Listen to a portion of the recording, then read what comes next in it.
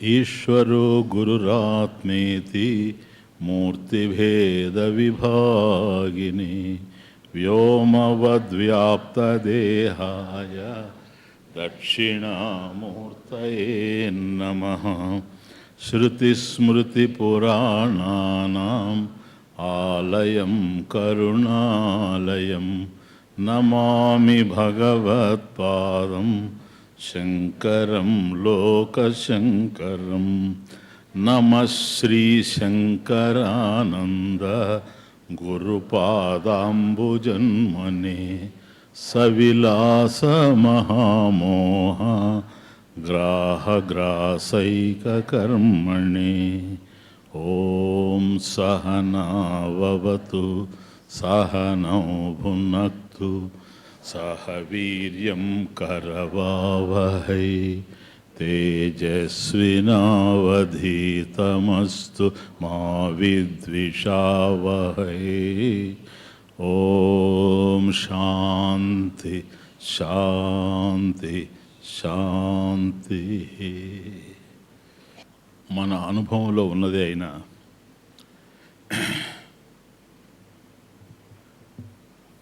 మనం అనుభవించేటువంటి ఆనందం నిమిత్తానందం.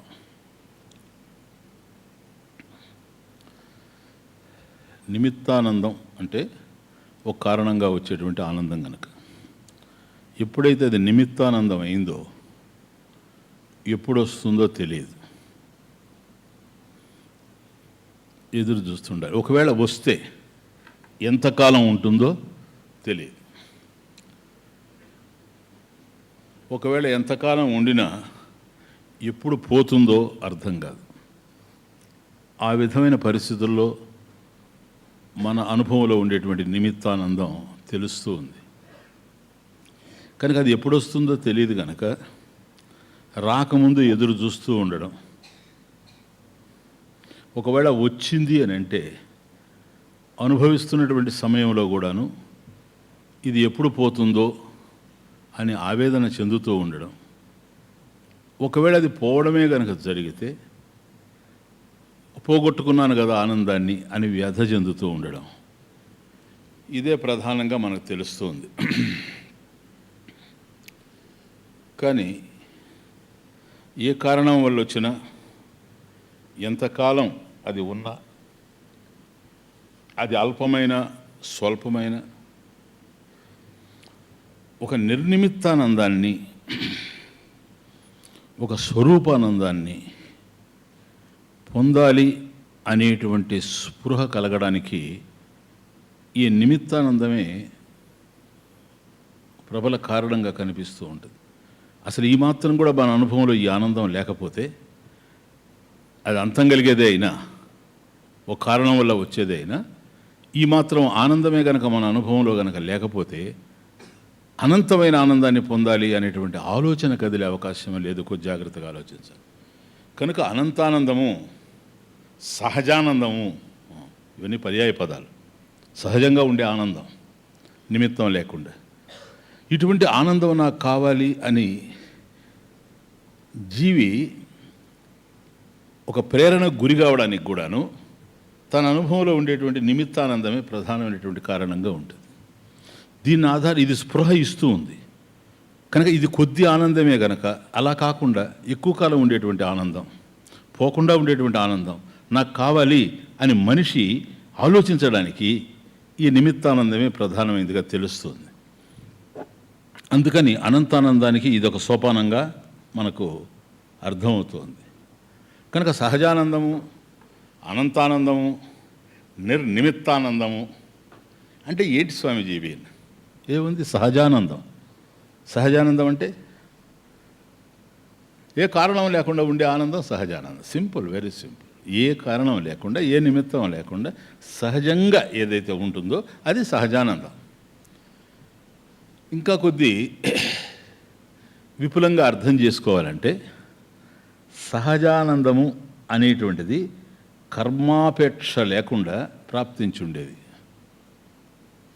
బాగా అర్థం చేసుకో. నంబర్ 1, కర్మాపేక్ష లేదు.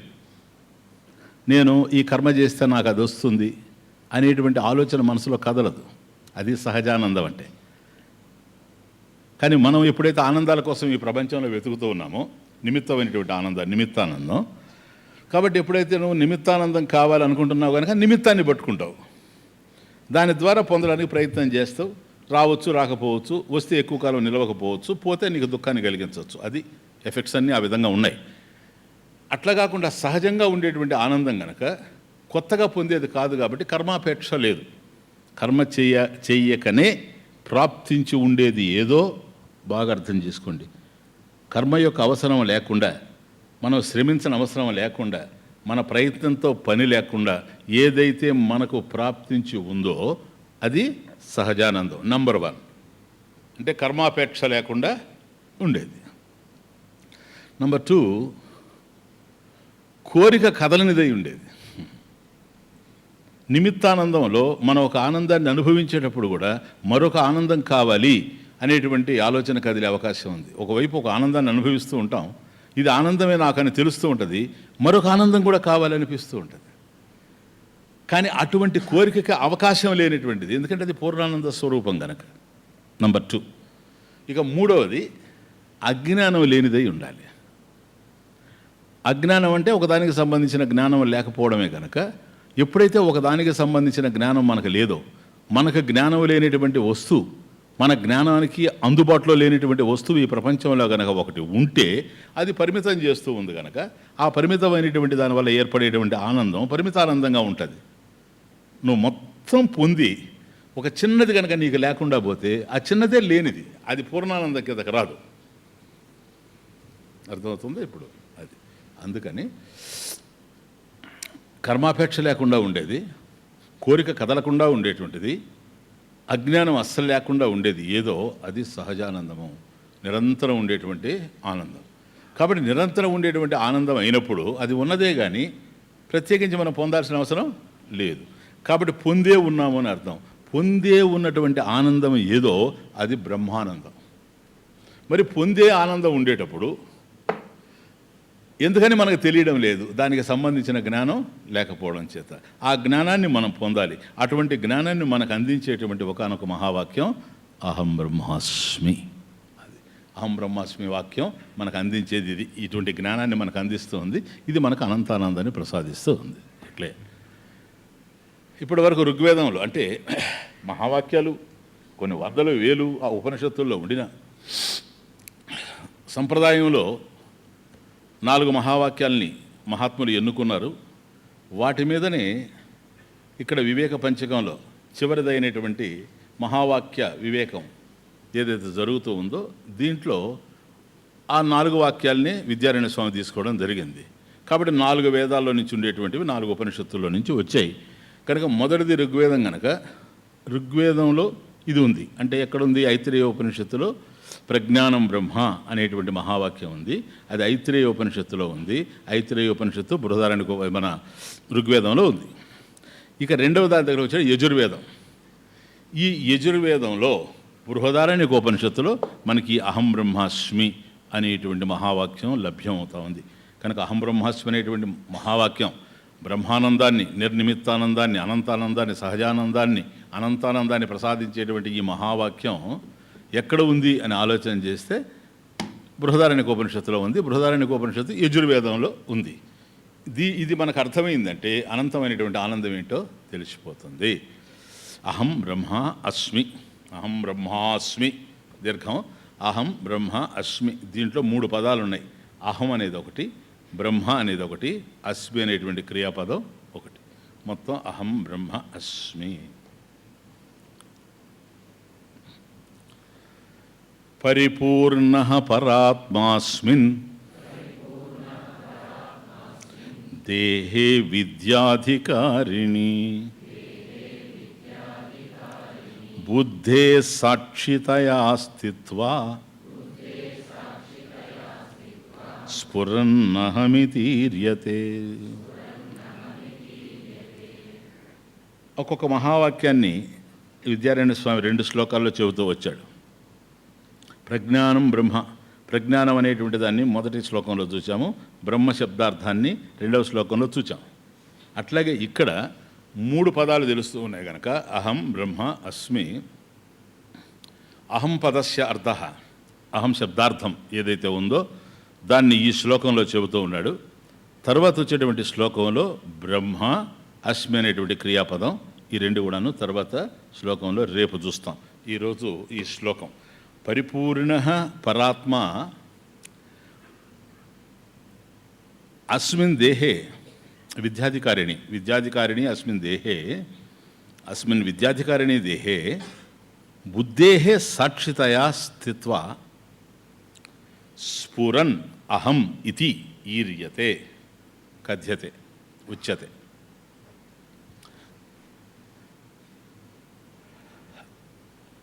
పరిపూర్ణ పరాత్మ, పరాత్మ అంటే పరమాత్మ బ్రహ్మం.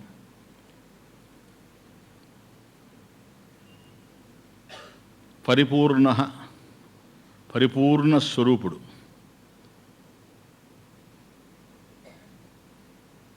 అస్మిన్ దేహే విద్యాధికారిణి, విద్యాధికారిణి బ్రహ్మ విద్యాధికారిణి ఇది. కాబట్టి బ్రహ్మ విద్యను పొందడానికి అర్హత కలిగినటువంటిది విద్యాధికారిణి, అధికారి. అర్హత కలిగిన వాళ్ళు అధికారి కాదు. అట్లాగే ఇక్కడ కూడాను బ్రహ్మ విద్య అనేటువంటి దాన్ని పొందడానికి అర్హత ఏదైతే ఉందో అటువంటి అర్హత కలిగినటువంటి అస్మిన్ దేహే, అస్మిన్ ఈ దేహంలో బుద్ధేహే సాక్షితయా స్థిత్వా, బుద్ధేహే బుద్ధికి లేక బుద్ధి సూచించేటువంటి సూక్ష్మ శరీరానికి, సూక్ష్మదేహానికి, బుద్ధి సూక్ష్మదేహంలో ఉంది కనుక. ఎందుకంటే అస్మిన్ దేహ అన్నప్పుడు స్థూల దేహం, అస్మిన్ దేహ అన్నప్పుడు స్థూల దేహం, గ్రాస్ బాడీ. బుద్ధేహే, ఈ బుద్ధి స్థూల దేహంలో కాదు ఉండేది, సూక్ష్మదేహంలో ఉంది. బుద్ధేహే సాక్షితయా, కాబట్టి బుద్ధికి సాక్షిగాను లేదా సూక్ష్మ శరీరం అంతటికి కూడాను సాక్షిగాను స్థిత్వా ఉంటూ, స్ఫురన్ ఏదైతే ప్రకాశిస్తూ ఉందో అలా ఉంటూ, స్ఫురన్ అది అహం నేను ఇతి అని ఈర్యతే చెప్పబడుతూ ఉంది. అది అహం శబ్దార్థం అంటే అహం శబ్దార్థం లేక అహం పదస్య అర్థ సాక్షి చైతన్యం ఇది క్లియర్. కాబట్టి అహం అనేటువంటిది ఏంటి అని అంటే అది సాక్షి చైతన్యం. బుద్ధేహే సాక్షితయా స్థిత్వ స్ఫురన్ అహం ఇది ఈర్యతే. అది కాబట్టి పరబ్రహ్మం ఎవరో, అంతటా ఉండేటువంటి పరబ్రహ్మం సహజానంద స్వరూపుడు, నిర్నిమిత్తానంద స్వరూపుడు, అనంతానంద స్వరూపుడు, పరబ్రహ్మ అనంతుడు. అందువల్ల పరిపూర్ణ, పరిపూర్ణ పరాత్మ. ఫస్ట్ లైన్ పరాత్మ పరిపూర్ణ. ఎందుకని ఆ పరమాత్మ పరిపూర్ణ అనాల్సిన అవసరం ఎందుకు వచ్చింది? సకలై కామై సకలాభి ప్లీజ్ శక్తిభి సకలై కామై సకలాభి శక్తిభి సంపన్న, సంపన్న ఇది పూర్ణ, పరిపూర్ణ, పరితః పూర్ణ పరిపూర్ణ ఇది. కాబట్టి సమస్తమైనటువంటి కోరికలు ఏవైతే ఉన్నాయో ప్లీజ్ అవన్నీ తీరినటువంటి వాడు అంటే లేనటువంటి వాడు అని అర్థం. తీరిన వాడికి లేవు. కాబట్టి ఏ విధమైనటువంటి కోరికలు లేనిటువంటి వాడు సమస్తమైనటువంటి శక్తులు తనలోనే ఉన్నవాడు, తనకన్నా అన్యంగా ఏ శక్తి లేదు. అటువంటి అనంత శక్తిమంతుడు అని అర్థం. అనంత శక్తిమంతుడు, అనంత జ్ఞానవంతుడు. అది అటువంటి వాడు పూర్ణ స్వరూపుడు. అందువల్ల పరిపూర్ణ. ఎందుకు పూర్ణ అంటే సరిపోదు. సకలై కామై సకలాభి శక్తిభి సంపన్న ఇది పూర్ణ, క్లియర్. కానీ పరిపూర్ణ పరితః పూర్ణ అని ఎందుకు అనాల్సి వచ్చిందంటే మనకు కూడా తెలుసు పూర్ణం అంటే నిండుగా ఉండడం అని అర్థం. ఏదైతే ఇక్కడ నిండుగా ఉంటుందో ఈ ప్రపంచంలో అది కాలక్రమేణా ఆ నిండుతనాన్ని కోల్పోతుంది, పూర్ణత్వాన్ని కోల్పోతుంది. అర్థమవుతుంది? ఏదో చెప్పండి, ఇది పూర్ణంగా ఉందో స్వామీజీ అని మీరు చెప్పండి. ఒక కుండ నిండా నీళ్లు పెడితే లేదా ఒక చెరువు నిండా నీళ్లు ఉంటే ఆ చెరువు పూర్ణంగా ఉంది అంటాం. క్రమేపీ ఏమైపోతూ ఉంటాయి, నీళ్లు తగ్గిపోతూ ఉంటాయి.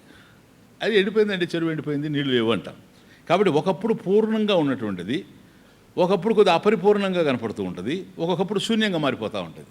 కాబట్టి కుండ నిండా నీళ్లు ఉంటాయి, రాను రాను రాను తగ్గుతూ ఉంటాయి. చెరువు నిండా నీళ్లు ఉంటాయి, రాను రాను రాను తగ్గుతూ ఉంటాయి. భోంచేసామనుకోండి, అబ్బా పూర్ణంగా తిన్నానండి ఈరోజు అంటాడు. గంటకు మళ్ళీ టీ ఏమన్నా ఉందా అంటాడు. అంటే ఇక్కడ పూర్ణమే కాదనడం లేదు, అబద్ధం చెప్పడం లేదు. కాబట్టి ఎప్పుడైతే తాను పరిపూర్ణంగా తిన్నాడో నేను పూర్ణంగా ఉన్నాను, నిండుగా ఉంది నా కడుపులో అనుకుంటాడు, ఆ నిండుతనం మళ్ళీ వెలితిని గుర్తు చేస్తూ పోతూ ఉంటుంది. అది పూర్ణ పరిపూర్ణ. పూర్ణ మన అనుభవంలో ఉంది, మన అనుభవంలో ఉంది కనుకనే పరిపూర్ణ అనే దానికోసం మనం ప్రయత్నం చేస్తున్నాం. బాగా అర్థం చేసుకోండి. కాబట్టి అట్లాగే చెట్టు నిండా పండ్లు ఉంటాయి, అబ్బా పూర్ణంగా ఫలపూర్ణంగా ఉందండి వృక్షం అంటాం. సో మొన్నట్లాగా గాలి ఒకసారి వీచింది అనుకోండి, ఏమైనా అంటే ఏమి లేవు. కాబట్టి మొన్న పూర్ణంగా ఉన్నాయి, ఈరోజు లేకుండా పోయినాయి. బా ఏం కరెంట్ హెయిర్ అండి, పూర్ణంగా ఉంది బుట్టతల. ఆ బుట్టతలే బట్టతల అయ్యేది. అర్థమైందే? ఒక దశలో బుట్టతల, ఇంకో దశలో బట్టతల. ఎందుకని అప్పుడు పూర్ణంగా ఉంటాయి వెంట్రుకలు, క్రమేపీ పోతాయి. ఇది తమాషా. ఏదైనా అంతే, నోటి నిండా పండ్లు, ఆ తర్వాత అసలు పళ్ళే లేకుండా పోతాయి. కాబట్టి ఏదైతే పూర్ణంగా ఉంటుందో అది అపరిపూర్ణంగా మారుతూ ఒక దశలో శూన్యంగా మారిపోతూ ఉంటుంది. ఇటువంటి పూర్ణాలే మనకు తెలుసు, ఇటువంటి పూర్ణాలే మన అనుభవంలో ఉన్నాయి. అట్లా కాకుండా పరిపూర్ణ, పరాత్మ పరిపూర్ణ అంటే లేదు అనేది తెలియనివాడు, లేదు అనేది తెలియనివాడు. కాబట్టి ఉన్నది లేకుండా పోయే స్వభావం ఈ ప్రపంచంలో ఉన్నది కనుక ఇది పూర్ణంగా ఉన్నది అనుకున్నప్పుడు కూడా ఇది లేకుండా పోతుందేమో అని మనకు అనిపిస్తూ ఉంటుంది. అట్లా కాకుండా లేదు అనేటువంటిది తెలియనివాడు అంటే వెలితి లేనిటువంటి వాడు అని అర్థం. ఇలా వెలితి లేకుండా ఉండేటువంటి వాడు అనంతుడై ఉండాలి. దేశత కాలత వస్తుత అనంతుడై ఉండాలి.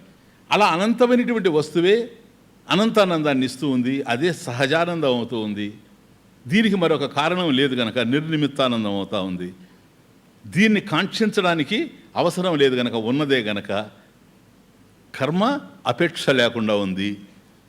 దీనికోసం నిత్యనూతనంగా కోరి కదలడం లేదు. ఎందుకని ఉన్నది పోతే దానికోసం మళ్ళీ ప్రయత్నం చేసి పొందాలి అనే కోరిక, కానీ అటువంటి కోరిక లేదు. కాబట్టి ఇది కేవలం అనంతం కనుక అనంతంలో అజ్ఞానం చోటు చేసుకునే అవకాశం లేదు. కాబట్టి జ్ఞానపూరితంగా ఉంది, అజ్ఞానం లేదు. కాబట్టి కర్మాపేక్ష లేకుండా, అజ్ఞానం లేకుండా, కోరిక కదలకుండా సహజంగా ఏదైతే ఉందో అటువంటి పరిపూర్ణమైనటువంటి స్థితి పరాత్మ పరబ్రహ్మ. అది ఇదే మోక్షం, ఇదే కైవల్యం, ఇదే సమస్తం, ఇదే జ్ఞానం కాదు. ఎప్పుడైతే అది ఒకటి ఉంది అని అంటే, ఉంది అనేది ఏది వచ్చినా వెంటనే మనం ఏం చేస్తామంటే ఎక్కడుంది ఎప్పుడుంది అంటాం. ఈ రెండు అంటే దేశము కాలం రెండు వస్తాయి. ఆయన ఉన్నాడండి అంటే ఎక్కడున్నాడండి అంట, ఎప్పుడున్నాడండి అంటాం. కాబట్టి ఇక్కడ కూడాను అదే వస్తుంది. కాబట్టి బ్రహ్మం పరాత్మ పరిపూర్ణ పరమాత్మ అస్తి అన్నప్పుడు ఎక్కడున్నాడు ఏమిటంటే ఒక చోట కనుక ఉన్నాడు అనుకో మళ్ళీ అనంతుడు అయ్యేందుకు అవకాశం లేకుండా పోతుంది. కానీ అటువంటి వాడిని చెప్పాల్సిన అవసరం ఉంది. అది అహం బ్రహ్మాస్మి. దీంట్లో ముఖ్యంగా అహం శబ్దార్థం, తర్వాత బ్రహ్మ శబ్దార్థంలో ఇంకా అద్భుతంగా వస్తుంది. కనుక అసలు ఎవరిని గురించి అయితే అనంతంగా ఎవడైతే ఉన్నాడో ఎవరి గురించి అయితే ఇదమిద్ధంగా మనం వ్యక్తం చేయడానికి అవకాశం లేదో మాటల్లో, యతో వాచో నివర్తంతే అప్రాప్య మనసా సహా. కాబట్టి వాక్కు కానీ మనసు కానీ ఎక్కడికైతే వెళ్ళి చేరలేక తిరిగి వస్తూ ఉన్నాయో అటువంటి దాన్ని తెలియజేయడం ఈ మహావాక్యం యొక్క ఉద్దేశం. కాబట్టి ఈ మహావాక్యం అహం బ్రహ్మాస్మి అనేటువంటి ఈ మహావాక్యం మీద ఎంత భారం ఉందో మనం అర్థం చేసుకోవచ్చు. ఎంత జ్ఞానాన్ని ఇది దించబోతా ఉందో ఇక్కడికే మనకు అర్థమైపోతుంది. కాబట్టి పరిపూర్ణ అన్నప్పుడే ఫలానా చోట ఉన్నాడని చెప్పడానికి అవకాశం లేదు, ఎందుకంటే అనంతుడు గనక. అటువంటి వాడిని చెప్పడానికి ప్రయత్నం చేస్తూ అస్మిన్ దేహే, ఈ అస్మిన్ అనేది ఈ అన్నప్పుడు ఈ దేహము అని తీసుకోవచ్చు, పక్కనే దేహం ఉంది కనుక అస్మిన్ దేహే. లేదు అస్మిన్ లోకే, ఈ లోకంలో. విద్యాధికారిని దేహే. కాబట్టి విద్యకు అర్హత కలిగినటువంటి మోక్ష విద్యకు, ఆత్మ విద్యకు, బ్రహ్మ విద్యకు ఎక్కడైతే అర్హత ఉందో ఆ దేహంలోనే బుద్ధి ఉండేది. ఎందుకని ఆలోచించేటువంటి బుద్ధి మనిషికే ఉంది కనుక, అది ఇంపార్టెంట్. బుద్ధేహే సాక్షితయ. అటువంటి బుద్ధికి సాక్షిగా స్థిత్వ ఉంటూ, ఆ ఉండడం ఇంపార్టెంట్. ఉండడం it is being, understand, it is being, not becoming. Please, being అస్తి. ఇప్పుడు ప్రజ్ఞానం బ్రహ్మ అన్నప్పుడు ప్రజ్ఞానం బ్రహ్మ అస్తి, అదే కదా. ఇక్కడ అహం బ్రహ్మ అస్మి క్రియాపదం, ఉండుట అనే క్రియాపదం. అది అస్థి కావచ్చు, అస్మి కావచ్చు, ఆసి కావచ్చు. Very important. ఇప్పుడు అదే తత్వమసికి వచ్చింది అనుకోండి, తర్వాత రేపు మూడోది మనకు రాబోయేది. అక్కడేంటి తత్, ఆ పరబ్రహ్మమే, త్వం నీవు అస్సి అయ్యున్నావు. ఇక్కడ అస్మి, అస్మి నేను అయ్యున్నాను. బాగా చూసుకున్నాను, first person singular. Clear. So విద్యాధికారిణి అస్మిన్ దేహే పరిపూర్ణ పరాత్మ అస్తి. ఇక్కడ ఒకటి తీసుకుంటాం. కాబట్టి పరిపూర్ణమైనటువంటి అనంతులైనటువంటి పరబ్రహ్మము ఈ దేహంలోనే ఉన్నాడు. ఎప్పుడైతే ఈ దేహంలో ఉన్నాడు అని అంటున్నాడో, అంటే ఇంకో దేహంలో లేడా? పిల్లి ఉంది కదా, కుక్క ఉంది కదా, చిలుక ఉంది కదా, వాటికి దేహాలు ఉన్నాయి కదా, ఆవు ఉంది కదా. కాబట్టి గోవు యొక్క శరీరంలో లేడా? లేకపోతే అది ఎట్లా కదలుతూ ఉంది? అండర్స్టాండ్. సో ప్రతి చోట ఉన్నటువంటి వాడు తెలియబడాలి అంటే ఈ దేహం ద్వారానే తెలియబడాలి, అది ఇంకేలేదు. ఇప్పుడు పశుదేహంలో ఉండేటువంటి వాడు ఎవరో, ఏ చైతన్యమో, ఏ పరబ్రహ్మమో, ఏ పరంజ్యోతి ఉండడం వల్ల ఆవు నెమరు వేస్తూ ఉందో ఆ పరంజ్యోతి వల్లనే మనం ఇక్కడ కూడా అన్ని కార్యాలు చేసేది. కానీ ఆవులో తెలుసుకునేటువంటి లక్షణం లేదు. కారణం బుద్ధి లేదు. అందువల్ల బుద్ధి సాక్షితయాస్తిత్వ, బుద్ధి లేదు. కాబట్టి వివేచన జ్ఞానంతో తెలుసుకోవాలి. అంతటా పరమేశ్వరుడు ఉన్నట్టుగా మనకు తెలియనప్పుడు తెలుసుకోవడానికి మార్గం ఏమిటో జ్ఞాన మార్గంలో మనం విచారణ కొనసాగించాలి. అంటే అలా విచారణ చేయడానికి కావలసినటువంటిది బుద్ధి, వివేకం కావాలి, వివేచన కావాలి. ఆత్మ అనాత్మ వివేచనాత్, ఆత్మానాత్మ వివేక జ్ఞానం వలన ఇది లభ్యం అవుతుంది, కానీ ఇంకొక విధంగా లభ్యమయ్యేందుకు అవకాశం లేదు. కాబట్టి అస్మిన్ దేహే విద్యాధికారిణి, అస్మిన్ దేహే, ఆ విద్యాధికారిణి చాలా ఇంపార్టెంట్. అస్మిన్ దేహే, ఈ దేహంలో. కాబట్టి దేహాలు అనేకం ఉండొచ్చు, కానీ అస్మిన్ దేహే విద్యాధికారిణి అయినటువంటి ఈ దేహం కారణం దీంట్లో బుద్ధి ఉండడమే. ఆ విద్యకు అధికారిత్వం ఏంటంటే బుద్ధి ఉండడమే. ప్లీజ్.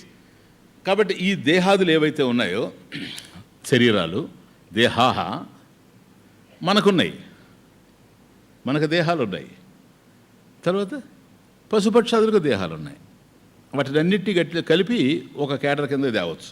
పశుపక్షాదులు, జంతువులు, సరేనా, క్రిమి కీటకాదులతో సహా దాని కిందకే వస్తాయి. ఇక మూడవది దేవతా శరీరాలు. దేవతలకు కూడా శరీరాలు తెలుస్తూ ఉన్నాయి. కాబట్టి ఇంద్రుడు ఉన్నాడు, వరుణుడు ఉన్నాడు, అగ్నిదేవుడు ఉన్నాడు, అంటే వాళ్ళకు కూడా దేహాలు ఉన్నట్టుగా తెలుస్తూ ఉన్నాయి. కాబట్టి దేహాలతో చరించేటువంటి వారిని 3 రకాలుగా విభజించినప్పుడు అటు దేవతా శరీరాలు ఉన్నాయి, మానవ శరీరం తెలుస్తూ ఉంది, మనుష్య దేహం, అట్లాగే జంతువుల యొక్క దేహాలు తెలుస్తూ ఉన్నాయి. ఎందుకు ఈ దేహాల్లో ఈ భేదాలు కనపడుతూ ఉన్నాయి? ఈ కర్మఫలమే కనుక దేహం అనేది. దేహం ఏదైనా కర్మఫలమే, ఎవరిదైనా కర్మఫలమే. శుభై ఆప్నోతి, శుభై శుభకర్మై, శుభకర్మణ ఏవైతే మనం పుణ్యకర్మలు చేస్తామో వాటి వల్ల శుభై ఆప్నోతి దేవత్వం, నిషిద్ధై నరకీం తనుం, నరకీం తనుం. కాబట్టి నరకాన్ని గుర్తు చేసేటువంటి దేహాలు నిషిద్ధై, నిషిద్ధ కర్మలు చేసినటువంటి వాళ్ళు, అంటే ఆచరించకూడనివి నిషిద్ధం, ఆచరించవలసినటువంటివి విధి. అందులో పుణ్యకర్మలు ఉంటాయి. శుభై శుభకర్మల చేత ఆప్నోతి దేవత్వం. కాబట్టి శుభకర్మల చేత పుణ్యకర్మలు చేస్తారు కనుక దేవతలు అవుతారు, దేవతా శరీరాల్ని పొందుతారు. నిషిద్ధై ఏవైతే ఆచరించకూడదో అటువంటి కర్మల్ని ఆచరించడం వల్ల నరకీం తనుం. కాబట్టి నరకంలో ఉండేటువంటిది అది ఉన్నతమైనటువంటిది. అక్కడ భోగాలు వేరే, దేవతలకు ఉండేటువంటి భోగాలు వేరే, ఈ పశుపక్షాదులకి జంతువులకు ఉండేటువంటి భోగాలు వేరే. చాలా నికృష్టమైనటువంటి ఆహారాన్ని భుజిస్తూ నికృష్టమైన ప్రదేశాల్లో ఉంటూ ఇవి ఉంటాయి. ఉత్కృష్టమైనటువంటి ఆహారాన్ని భుజిస్తూ ఉత్కృష్టమైనటువంటి అనుభవాలను పొందుతూ ఉత్కృష్టమైనటువంటి ప్రదేశాల్లో చరిస్తూ ఉంటారు దేవతలు. వాళ్ళు అలా చరించడానికి పుణ్యం కారణం, ఇవి అలా చరించడానికి ఇవి ఆచరించినటువంటి పాపం కారణం. ఉభాభ్యాం పుణ్యపాపాభ్యాం, ఉభాభ్యాం పుణ్యపాపాభ్యాం. అట్లా కాకుండా కేవలం పుణ్యకర్మలు కాకుండా కేవలం పాపకర్మలు కూడా కాకుండా ఉభాభ్యాం పుణ్యపాపాభ్యాం ఎవరైతే అట్లా చేస్తారో అటువంటి వారికి మనుష్యత్వం లభతే నరః, మనుష్యత్వం ప్రాప్యతే ఇతే. అటువంటి వాళ్ళు మానవులుగా పుడతారు, ఎందుకంటే రెండూ చేసి ఉంటారు కనుక ఇది. కాబట్టి ఈ మాత్రం డిఫరెన్స్తో 3 రకాలైనటువంటి దేహాలను మనం చూస్తూ ఉంటే బ్రహ్మ విద్యను పొందడానికి అనువైనటువంటి దేహం మానవుడే అని అన్నారు. విచిత్రం చూడండి. ఎందుకంటే శుభై ఆప్నోతి దేవత్వం అన్నప్పుడు పుణ్యకర్మలు చేసి మనం దేవలోకానికి పోతే దేవతలుగా ఉంటే దేవతలు ఏం చేస్తారు? అక్కడ ఈ పుణ్యకర్మ ఫలానుభవాన్ని అనుభవిస్తారు. క్లియర్? అంటే వర్తమానంలో కర్మాచరణకు అవకాశం లేదు, డెనైడ్. చూసుకోండి ఇప్పుడు దేవతలు అంటే ఏంటో, యజ్ఞయాగాది కర్మలు ఏంటో అసలు వాళ్ళకి డెనే అయిపోయింది. అసలు నిరాకరణ, నీకు మోక్షం లేదని చెప్పడం, అంతే కదా, విచిత్రం. ఇంకా నిషిద్ధ కర్మలు, చేయకూడనటువంటి కర్మలు, పాపకర్మలు చేసి ఈ పాప యోనుల్లో పడిపోయిండాయి కనుక ఈ జంతువులు ఇవన్నీ కూడాను వీటికి అసలు మనసే లేదు కనుక కేవలం సహజాతాలతోనే పనిచేస్తున్నాయి అంతే. అందుకని ఏ దొరికితే ఇది ఉంటాయి, ఎట్లుంటే అట్లుంటాయి. సహజమైనటువంటి భయాలు, సహజమైనటువంటి క్రోధాలు వస్తుంటాయి, పోతుంటాయి, జ్ఞాపకాలు ఉండవు, ఎందుకంటే మేధస్సు లేదు కనుక అవి అట్లా ఉంటాయి. కాబట్టి అవి కూడాను భోగజీవులే కానీ కర్మజీవులు కావు. ప్లీజ్, అటు దేవతలు కానీ ఇటు పశుపక్షాదులు కానీ ఒక మనిషిని కనుక వదిలేస్తే అక్కడ ఆ 2 శరీరాల్లో భోక్తలు ఉండారే కానీ కర్తలు లేరు. అండర్స్టాండ్? భోక్తలు ఉండారే కానీ కర్తలు లేరు. భోక్త ఎందుకు అవుతున్నారు? ఇదే కదా శుభై నరకై, ఇది మన నిషిద్ధై. కాబట్టి గతంలో చేసినటువంటి సత్కర్మలు ఉన్నాయి కదా, వాటిని అనుభవించడంలో భోక్త అవుతూ ఉన్నాడు. గతంలో చేసినటువంటి అశుభకర్మలు ఉన్నాయి కనుక, పాపకర్మలు ఉన్నాయి కనుక వాటిని అనుభవించడంలో భోక్త అవుతూ ఉన్నారు, అంతే, ఇంకేం లేదు. కాబట్టి భోక్తలుగా ఉండారే కానీ ప్రయత్నంతో కర్మాచరణం చేసేటువంటి అవకాశం ఈ రెంటికి లేదు. మామూలు కర్మాచరణకి అవకాశం లేనప్పుడు మోక్షాన్ని పొందడానికి జ్ఞాన మార్గంలో చరించేటువంటి అవకాశం ఆ 2 దేహాలకి లేదు అని అర్థం. అది కాబట్టి నూతన కర్మాచరణం అనేటువంటిది అవకాశమే లేనటువంటిది, కేవలం గత కర్మఫల సంఘం అంతే. గత జన్మలో చేసినటువంటి పుణ్య కర్మలు ఉన్నాయి కనుక వాటి వల్ల ఏదైతే వస్తూ ఉందో అవి దేవతలు అనుభవిస్తూ ఉంటే, గతంలో చేసినటువంటి పాపకర్మలు ఉన్నాయి కనుక వాటి వల్ల ఏదైతే ప్రాప్తిస్తూ ఉన్నావో వాటిని ఈ పశుపక్షాదులు జంతువులన్నీ కూడా అనుభవిస్తూ ఉన్నాయి. అంతేగాని ప్రత్యేకించి కర్మాచరణ చేయడానికి అవకాశమే లేదు. వాటికి ఆ స్కోపే లేకుండా చేశాడు భగవంతుడు. విచిత్రమైనటువంటి విషయం. కాబట్టి దేవతలకు కూడా లభ్యం కానిటువంటిది అస్మిన్ దేహే, ఈ దేహంలో ఎందుకని? విద్యాధికారిణి, బ్రహ్మ విద్యను పొందడానికి అర్హత కలిగినటువంటి దేహం ఇది, మానవ దేహము. ఎందుకు వచ్చింది ఈ అర్హత? పుణ్యకర్మలు చేయడం వల్లే కాదు, పాపకర్మలు కూడా చేసి ఉంటాడు కనుక ఇవి అవి అనుభవించాలి కనుక వీటికి సంబంధించినటువంటి బుద్ధి ఉంది. కాబట్టి మనకు బుద్ధి ఉండడం చేత ఇదే ప్రధానమైనటువంటి విషయం. ప్లీజ్. కాబట్టి దేవతలు మర్చిపోవచ్చు మాకు మోక్షం ఉందని. దేవతలకు మోక్షం లేదు. ఇప్పుడు అర్థమైంది మీకు?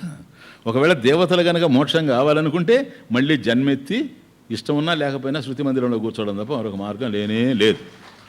యథార్థం. ఇంద్రుడు వచ్చినా కూడా ఇంద్రుడు ఒక పక్కన కూర్చోవాలా, అగ్నిదేవుడు ఒక పక్కన కూర్చోవాలా, ఆయనకి ఈయన గిట్టకపోయినా ఈయనకు ఆయన గిట్టకపోయినా ఆయన ఆగ్నేయంలో ఈయన నైరుతిలో కూర్చోవాలి, అంతే తప్ప ఇది కాకుండా మాత్రం మరొక విధంగా వచ్చేందుకు అవకాశం లేదు. ఎందుకని? నువ్వు వాంఛించేది సహజానందం కనుక. Very very clear. కాబట్టి దేవతా శరీరాలు కొన్ని ఇప్పుడు అది తెలియక పాపం దేవతలు ఆనందంగా ఉంటారు. ఎందుకంటే భోగ శరీరాలు కనుక అనుభవిస్తూ ఉంటారు. కానీ వాళ్ళకి తెలియదు కదా మనకి ఏమి పోగొట్టుకున్నాం. దేవతా శరీరాలని పొంది ఇక్కడేదో కొంతకాలం టూరిజం కదా, టూరిజం ప్రమోషన్ ఇది. అలా పోయి కొంతసేపు అనుభవించి రావడం తప్ప ఏంటిరా మనం మళ్ళీ మానవ జన్మనే ఎత్తుతాం కదా, ఏం లేదు కదా అని. కనుక వాళ్ళకి అది తెలియడం లేదు, నాకు ఇది లేకుండా పోయిందని. కొన్ని అట్లాగే ఉంటాయి. ఇప్పుడు కళ్ళు ఉన్నాయి మనకు. ఇప్పుడు నా కళ్ళు ఎట్లున్నాయి మీరు చూస్తారు కానీ నేను చూడలేను. క్యా బాత్ హై, ఉండేం లాభం అని అనుకుంటాను ఒక్కోసారి నేను. ఎవరన్నా కానీ మీ కళ్ళు చాలా బాగుండాయంటే అయ్యో పాపం. ఏది? కళ్ళు ఉండడం బాగుండడం పాపం. ఎందుకో తెలుసా? మన కళ్ళని మనం చూడలేం, మన ముఖాన్ని మనం చూడలేం కదా. అందుకని అందరి ముఖాలు చూసేది, మన ముఖాన్ని మనం చూడలేకపోతున్నాం. కళ్ళున్నాయి చూడడానికి, మన ముఖాన్ని చూసే పరిస్థితి లేదు. ముఖమే చూసే అవకాశం లేనప్పుడు వీపు చూస్తే ఏం లాభం చెప్పండి. అందుకని వీపు మీద ఏం ఫ్యూచర్సే లేవు. ఇప్పుడు ముఖానన్న అద్దం పెట్టుకొని చూడడానికి ఏదో ముక్కు, కళ్ళు, చెవులు అవి ఇవి కనపడుతుండయి, కాస్త బొగ్గలు, పెదవులు, దంతాలు, నాలుక అనవసరంగా ఇవన్నీ ఉన్నాయి అనుకోండి. కానీ వెనక ఏమీ లేవు. ఏమైనా ఉండే లక్షణాలు ఏమన్నా చూడడానికి? ఏమీ లేదు, ఫుట్బాల్ గ్రౌండే. అందువల్ల ముందుండేటువంటి దాన్నన్నా అద్దం సహాయంతో చూడగలం, వెనకుండేదాన్ని అద్దం సహాయంతో కూడా చూసేటువంటి అవకాశం లేదు. అద్దంతో ఎప్పుడైతే చూసావో నువ్వు చూడటం లేదు, అద్దంలో ఉండేదాన్ని నువ్వు చూస్తున్నావు. That's point. కాబట్టి కళ్ళు మనకుండి నేను చూస్తున్నానని అనుకుంటూ ఉన్నా మనల్ని మనం చూడలేకపోతున్నాం అనేటువంటి విషయం బాగా ఆలోచిస్తే కానీ ఎట్లా అర్థం కాదో. నేను దేవతలు అనుకుంటూ ఉండినా ఒరే నాకు మోక్షం లేదు అనేది కనుక అర్థమైందంటే తొందరగా పూర్తి చేసుకొని వచ్చేస్తారు. 4 రోజులు తినేది 3 రోజులు తినేసి వచ్చేస్తారు. ఎందుకంటే ముందు పోయి మనం తరించాలా, ఏ రోజుకు ఒక రోజు మళ్ళీ అక్కడికే పోవాలి కదా అనేటువంటి అభిప్రాయం ఉంటుంది. కాబట్టి దేవతా శరీరాల్లో ఉండేటువంటి వాళ్ళకి లభ్యం కానిటువంటిది, జంతు శరీరాల్లో ఉండేటువంటి పశుపక్షాదులకు లభ్యం కానిటువంటిది అస్మిన్ దేహే విద్యాధికారిణి అది. కాబట్టి బ్రహ్మ విద్యను పొందడానికి అనువైనటువంటి దేహం చూడండి. మనకు ఏం చేసుకున్నామో గతంలో తెలియదు కానీ మొత్తానికి ప్రాప్తించిందని పోగొట్టుకునే వాళ్ళే 199 మంది దురదృష్టవశాత్తు. దాని యొక్క విలువ తెలియకపోవడం వల్ల దేవతలకు కూడా లభ్యం కానిటువంటి మానవ జన్మ. అందుకని జంతువునాం నరజన్మ దుర్లభం మనుష్యత్వం. కాబట్టి ఎందుకని ఈ బ్రహ్మ విద్యాధికారిని కావడమే, అటువంటి బుద్ధి ఇక్కడ ఉండడమే ప్రధానమైనటువంటి విషయం. ఇటువంటి దేహంలో బుద్ధికి అంటే సూక్ష్మ శరీరానికి సాక్షితయా, ఆ బుద్ధిలో ఏదైతే నడుస్తూ ఉందో దానికి సాక్షితయా అస్తిత్వ ఇంపార్టెంట్. స్థిత్వ ఉంటూ ఆ ఉండడం అనేటువంటిది ఏదో అదే క్రియాపదం. కాబట్టి పరిపూర్ణ పరాత్మ అనంతుడైనటువంటి పరబ్రహ్మం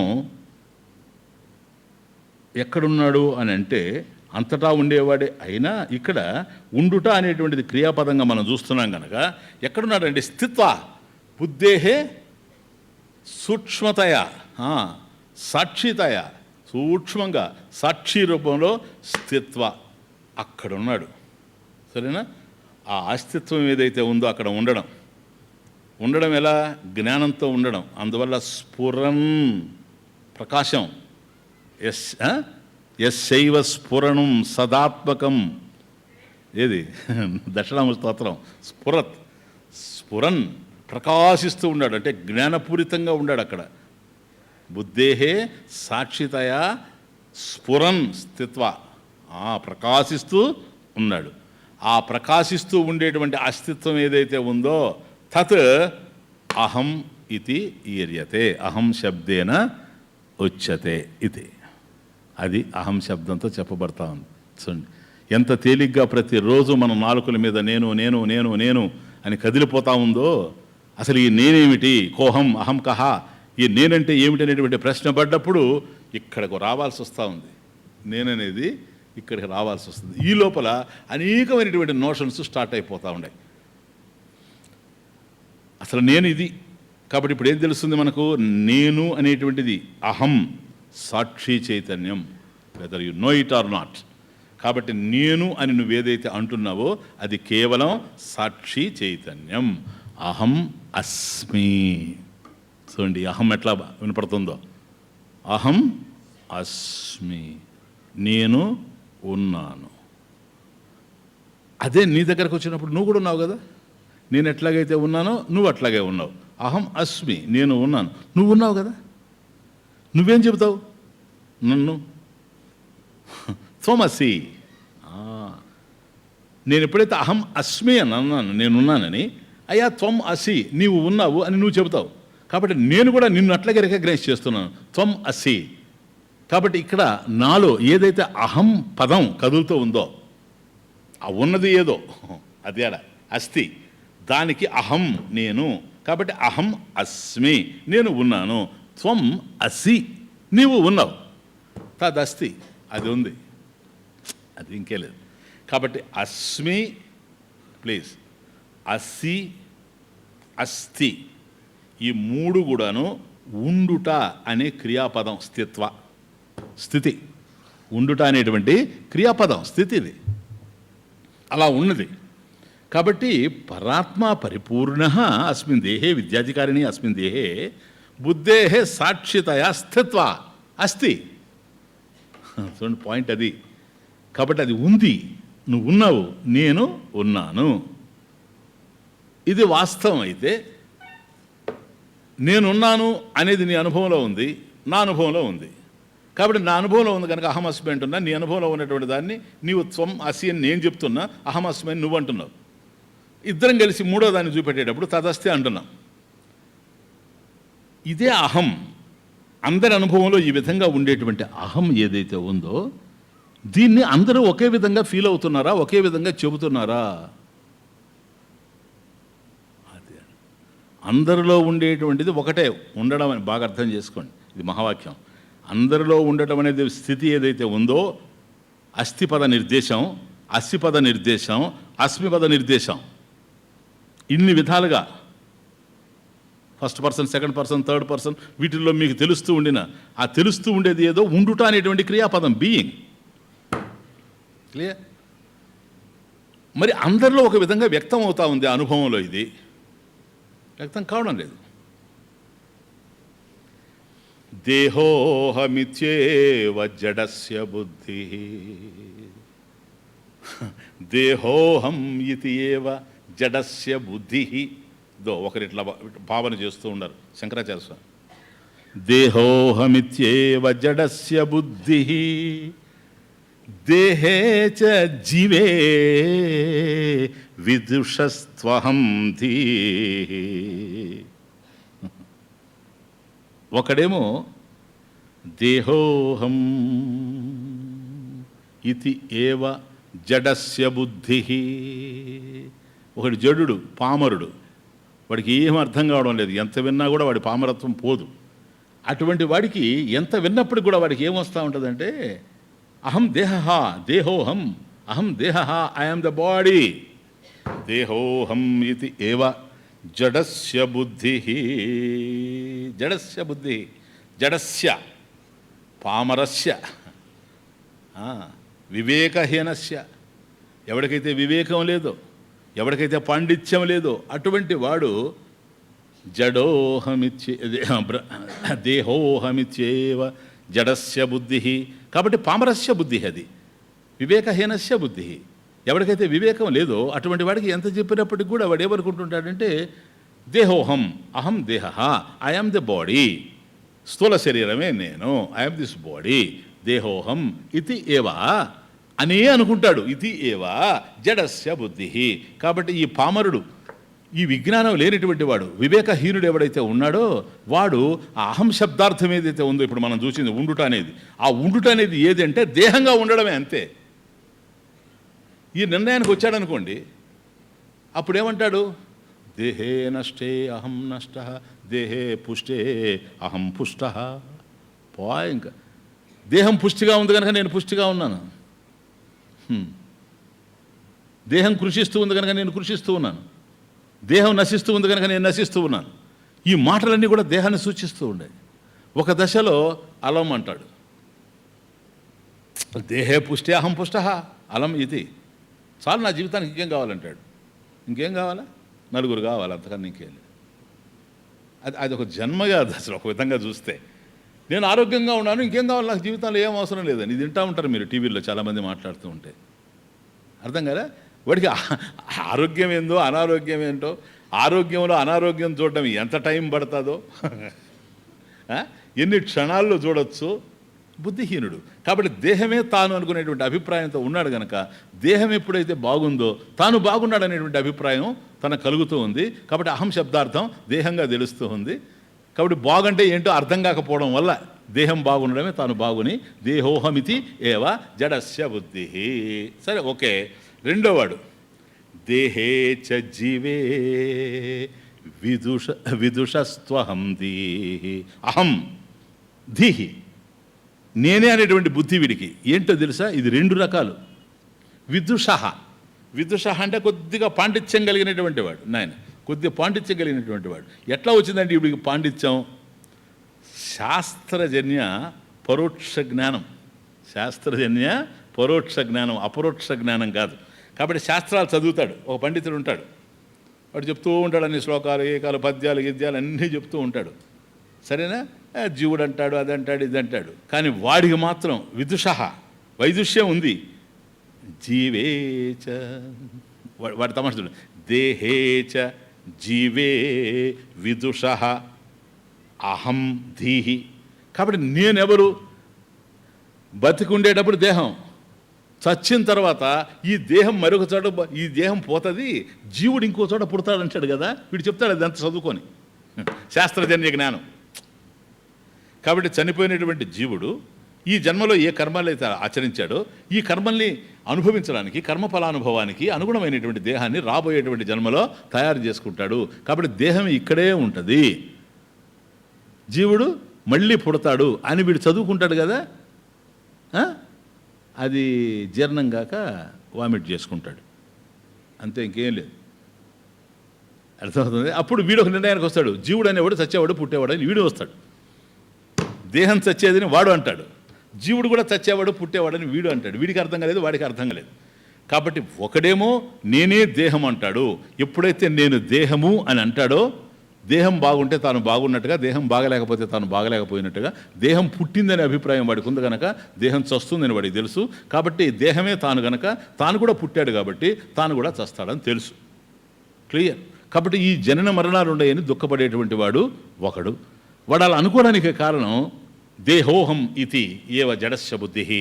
కాబట్టి వాడు పామరుడు గనక, జ్ఞానం లేనటువంటి వాడు గనక, అజ్ఞాని గనక ఈ విధంగా భావన చేస్తూ ఉంటే కొద్దిగా పుస్తక జ్ఞానం కలిగినటువంటి వాడు, శాస్త్రజన్య పరోక్ష జ్ఞానవత, ఆ పరోక్ష జ్ఞానం కలిగినటువంటి వాడు ఏమనుకుంటా అంటే ఉన్నప్పుడేమో తాను దేహం అనుకుంటూ ఉంటాడు.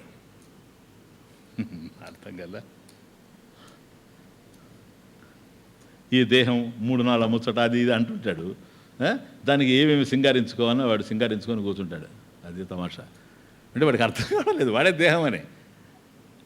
ఎన్ని నగలు ఉన్నాయి అన్ని నగలు వేసుకుంటాడు, చేతులకి కాళ్ళకి అన్నీ వేసుకుంటాడు. ఉంగరాలు అయ్యో ఏంటిది 10 ఉన్నాయి అనుకుంటాడు, వేళ్ళు ఇంకొక 20 ఉంటే బాగుండే, నా దగ్గర చాలా ఉంగరాలు ఉన్నాయి అనుకుంటాడు. అవన్నీ తగిలించుకొని వస్తుంటాడు. ప్రతి మాటకి ఇట్లా పెడతాడు మన ముందు. మనం లెక్కెట్టుకోవాలి 1 2 3 4 5 6 డ్రిల్ మాస్టర్ లాగా. అర్థం కదా, వాడికి అర్థం కావడం లేదు. వాడి దేహము అనే భావనతోనే వాడు ఉన్నాడు ఎప్పుడు బ్రతికున్నప్పుడు. క్లియర్? ఇదంతా శాస్త్రజన్య పరోక్ష జ్ఞానవత. కాబట్టి శాస్త్రం చదవడం వల్ల వాడికి అది వస్తుందే కానీ వాడు దేహం అనే అభిప్రాయంతో ఉన్నాడు. చనిపోయిన తర్వాత జీవుడుగా పోతాను నేను అని అనుకుంటూ ఉన్నాడు.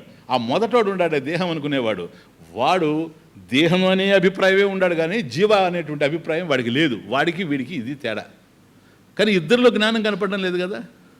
అది దేహోహమిత్యేవ జడస్య బుద్ధి జీవేచ దేహేచ జీవే విదుషస్త్వహం ధీః వివేక జ్ఞానవతో మహాత్మనః. వివేక జ్ఞానవతః మహాత్మనః. ఏ మహాత్ముడికైతే వివేక జ్ఞానం అంటే వివేకం అంటే ఆత్మానాత్మ వివేకం వల్ల ఏర్పడినటువంటి జ్ఞానం, ఏది ఆత్మ ఏది అనాత్మ అనేటువంటి జ్ఞానం ఎవరికైతే ఏర్పడిందో అటువంటి వాడు వివేక జ్ఞానవతో మహాత్మనః బ్రహ్మాహమిత్యేవ సదాత్మని. సదా ఎల్లప్పుడు కూడాను ఆత్మని స్వవిషయేషు తన విషయంలో ఏమనుకుంటూ ఉన్నాడో తెలుసా? బ్రహ్మాహమితి ఏవా. దేహం ఉన్నా నేను బ్రహ్మమే, దేహం పోయినా నేను బ్రహ్మమే. ఎందుకో తెలుసా? అహం శబ్దార్థం తెలిసింది వీడికి ఒక్కడికే. వాళ్ళు కూడా పలుకుతూ ఉన్నారు అహమని. అహం దేహ అంటాడు వాడు. గౌరోహం స్థూలోహం, నేను బొద్దుగా ఉన్నాను, నేను తెల్లగా ఉన్నాను, నేను నల్లగా ఉన్నాను అన్నప్పుడు దేహాన్ని సూచిస్తూ ఉన్నాడు. అట్లాగే నేను ఎంతో మంచి పనులు చేశాను, నాకు ఈ జన్మ అయిన తర్వాత కొత్త జన్మ వస్తుంది, ఆ జన్మ నాకు చాలా మంచిది వస్తుంది అనుకుంటాడు. అక్కడ జీవశబ్దం. సో ఇవన్నీ జరుగుతూ ఉండేవి, కానీ అసలైనటువంటి జ్ఞానం వీళ్ళ దగ్గరగా కనపడడం లేదు ఎక్కడ కూడాను. కాబట్టి వివేక జ్ఞానం అంటే వివేకాత్ విజ్ఞానం, వివేక విజ్ఞానం. ఆ వివేకం వల్ల ఆత్మానాత్మ వివేక జ్ఞానం వల్ల ఏదైతే కలుగుతూ ఉందో అటువంటి మహాత్మనః, గొప్ప హృదయం కలిగినటువంటి వాడు, చిన్నవాడు కాదు, అసలు వాస్తవాన్ని చూసేటువంటి వాడు, సత్యదర్శనం చేసేటువంటి వాడు మహాత్మనః సదా నిరంతరం స్వవిషయే ఆత్మ విషయేషు, తన విషయంలో స్వవిషయేషు ఏమనుకుంటూ ఉన్నాడు? బ్రహ్మాహం ఇతి ఏవ, బ్రహ్మ అహం ఇతి, అహం శబ్దార్థం బ్రహ్మ ఏవ ఇతి మతి అభిప్రాయ ఇత్యర్థః. ఫినిష్. కాబట్టి ఈ మూడు కోణాల్లో నుంచి మనకు కనపడుతూ ఉంటారంట రాజశేఖరాచార్య స్వామి ప్రకరణ గ్రంథంలో. కాబట్టి నేనే దేహం అనుకునేటువంటి వాడు ఒకడు, నేనే బుద్ధి అనుకునేటువంటి వాడు ఒకడు, సరేనా? నేను ఇటు బతుకున్నప్పుడేమో దేహము, చచ్చిపోయిన తర్వాత ఏమో జీవుడిగా ఇంకొక దేహాన్ని ధరిస్తాను అనుకునేవాడు మరొకడు. అహం శబ్దార్థం అది వాళ్ళకి. అట్లా కాకుండా నేనే బ్రహ్మం అనుకునేటువంటి వాడు. విద్యాధికారిణి దేహే, ఆ దేహమే నేను అనుకునేవాడు ఒకడు. బుద్ధే, బుద్ధి తాను అనుకునేటువంటి వాడు, సరేనా? సాక్షి దయాస్తిత్వ అది. కాబట్టి దానికి కూడా సాక్షిగా ఏదైతే ఉందో అది నేను అనేటువంటి జ్ఞానం కలిగినటువంటి వాడు. Very very important. కాబట్టి ఈ విధంగా తెలుస్తూ ఉంది. కనుక అహం శబ్దార్థం ఏదైతే ఉందో, అహం అస్మి నేనున్నాను అని అంటున్నాం కాదు, దీంట్లో అహం ఏది ఇన్నిగా కనపడతా ఉంది? ఆత్మ అనాత్మ, అది వివేకం. ఆత్మ ఏదైతే ఉందో అది విషయీ, అనాత్మ ఏదైతే ఉందో అది విషయము. విషయము విషయీ కాదు, విషయీ విషయము కాదు. అక్కడ పట్టుకోను. నువ్వు విషయములో అహముందా? అహం పశ్యామి, దేన్ని? అహం ఘటః పశ్యామి, అహం పశ్యామి ఘటః. కుండను నేను చూస్తున్నాను అన్నాడు అనుకోండి, కుండ విషయం, నువ్వు విషయీ చూచేటువంటి వాడివి. ఇక్కడ అహం ఎక్కడుందని? రూపం దృశ్యం లోచనం దృక్ తదృశ్యం దృక్తు మానసం. ఇది కనెక్షన్ ఆచార్యుల వారు. రూపం దృశ్యం, ఏదైతే నీకు కనపడుతూ ఉందో అది దృశ్యం. లోచనం దృక్, మరి చూచేది ఎవరండి? అయం ఘటః అన్నావు, ఘటః అస్తి, కుండ ఉంది అని అన్నావు. కుండ ఉంది అని ఎవరికి తెలుస్తూ ఉంది? ఎవడు చూస్తే వాడికి తెలుస్తూ ఉంది. చూచింది ఎవరు? లోచనం దృక్. ఇది విచార మార్గం పోతా ఉంది. ఇప్పుడు సాక్షి ఎక్కడో మనం పట్టుకుంటాం. ఆ సాక్షిని కనుక పట్టుకున్నామంటే అహం శబ్దార్థం, ఇంకేం లేదు. ఇది అసలు రైట్ వే. ఇంకొక నాణ్య పంద విద్యత అయినాయా అహం బ్రహ్మాస్మికి బృహదారణ్యకోపనిషత్తు ప్రకారం. కాబట్టి రూపం దృశ్యం, ఇదిగో ఈ పువ్వు కనపడతా ఉంది, ఇది రూపం. లోచనం దృక్, నా కన్ను ఏదైతే ఉందో అది తదృశ్యం. ఇప్పటి వరకు రూపం కనపడుతూ ఉంది కదా, ఇది దృశ్యం. దాన్ని చూస్తూ ఉంది కదా, ఇది దృక్, ద్రష్ట. క్లియర్. తదృశ్యం, తద్లోచనం దృశ్యం. కాబట్టి ఇంతవరకు ఏదైతే దృక్కుగా ఉండిందో, చూచేదిగా ఉండిందో కన్ను, అది చూడబడేది అయిపోయింది. ఇప్పుడు దృక్ ఎవరు? దృక్తు, దృక్ తు మానసం. మనసు చూస్తూ ఉంది కంటిది. బాగా ఆలోచించండి. రూపం దృశ్యం లోచనం దృక్, తదృశ్యం దృక్తు మానసం. దృశ్యాధీవృత్తయ సాక్షి దృగేవ నతు దృశ్యతే. కాబట్టి ఈ కంటిని చూచేటువంటిది బుద్ధి అయినప్పుడు, బుద్ధిలో ఏముంది? సంకల్పాలు తప్ప. ధీ బుద్ధి ఏమున్నది? ధీ వృత్తయ దృశ్యా, దృశ్యా ధీ వృత్తయ. కాబట్టి ఆ బుద్ధిలో ఏవైతే తెలుస్తూ ఉన్నాయో మీకు వృత్తులు, అవి దృశ్యములు. ఎందుకంటే అవి చూస్తున్నాం కదా, నా బుద్ధిలో ఏమి నడుస్తుందో మనకు అర్థమవుతున్నది. అప్పుడు దృక్కు ఎవరు? సాక్షి. అది దృశ్యమైతే దుక్కు ఎవరు? అది దృశ్యం కావడానికి అవకాశం లేదు. దృగేవ, అది దృక్కు మాత్రమే. నతు దృశ్యతే, దాన్ని చూడడానికి రెండవది లేదు. ఇది ఇప్పుడు అహం శబ్దార్థంలోకి వెళ్తాం డైరెక్ట్గా. రూపం దృశ్యం కదా. దృశ్యం ఒకటే కాదు, అనేకం దృశ్యం. అనేకమైన రంగులు. ఒక రంగు మరొక రంగు కాదు, ఒక రూపం మరొక రూపం కాదు. మనిషిని చూసినప్పుడు ఒక విధంగా ఉంది, ఆవును చూస్తే ఒక విధంగా ఉంది, సపోటా పండు చూస్తే ఒక విధంగా ఉంది, జామ చూస్తే ఇంకొక విధంగా ఉంది, మేక చూస్తే ఇంకొక విధంగా ఉంది, ఇంద్రధనస్సును చూస్తే ఒక విధంగా ఉంది. ఇవన్నీ రూపాలు. నానా విధాని రూపాణి, అనేకమైనటువంటి రూపాలు. నానా విధాని రూపాణి పశ్యేత్ లోచనం ఏకధా. కాబట్టి అనేకమైనటువంటి రూపాలు నీకు కనపడుతూ ఉన్నాయి. రంగులు మారుతూ ఉన్నాయి కదా. ఒక ఎరుపు రంగును చూచావు, అది ఎరుపు అంటున్నావు. ఇంకో నీలం రంగును చూచావు, ఇది నీలం అంటున్నావు. కాబట్టి అది ఎరుపు, ఇది నలుపు, అది పచ్చ అని నువ్వు చెప్తున్నావు కదా. అవి మారుతున్నాయా లేదా? వ్యారిడ్. ఓకే. ఎరుపును చూసినప్పుడు నీ కళ్ళు ఎర్రగా మారడం, నలుపును చూస్తే నల్లగా మారడం, పసుపును చూస్తే పచ్చగా మారడం, ఏదో పసిరికలు వచ్చినట్టుగా. ఇట్లేమైనా జరిగిందా? నీ కళ్ళు గుండ్రంగా ఉన్నాయి. ఒక స్క్వేర్లో ఒక వస్తువును చూసావనుకో, మైసూర్ పాకుని స్క్వేర్లో, చదరంలో, అప్పుడు వెంటనే మైసూర్ పాకు చదరంగా ఉంది కనుక దాన్ని చూసినటువంటి నీ లోచనం సడన్గా స్క్వేర్గా మారిందే? మారదు. ఏ కదా లోచనం పశ్చేత్ ఏ కదా. అది ఒకటే ఉంది, ఎప్పుడు ఒక విధంగానే ఉంది. దీనికి అనేకమైనటువంటి రంగులు రూపాలు కనపడుతూ ఉన్నాయి.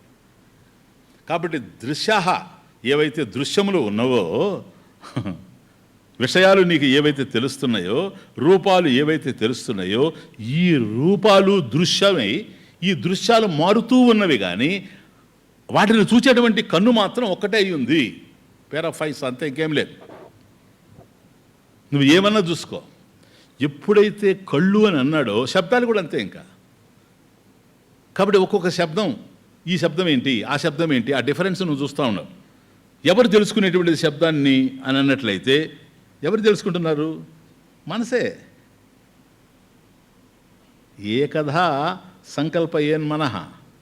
కానీ ఇప్పుడు మనకు మనసు స్థితి రావడం లేదు. మనకు చూసేది కన్నే. బాగా అర్థం చేసుకోండి.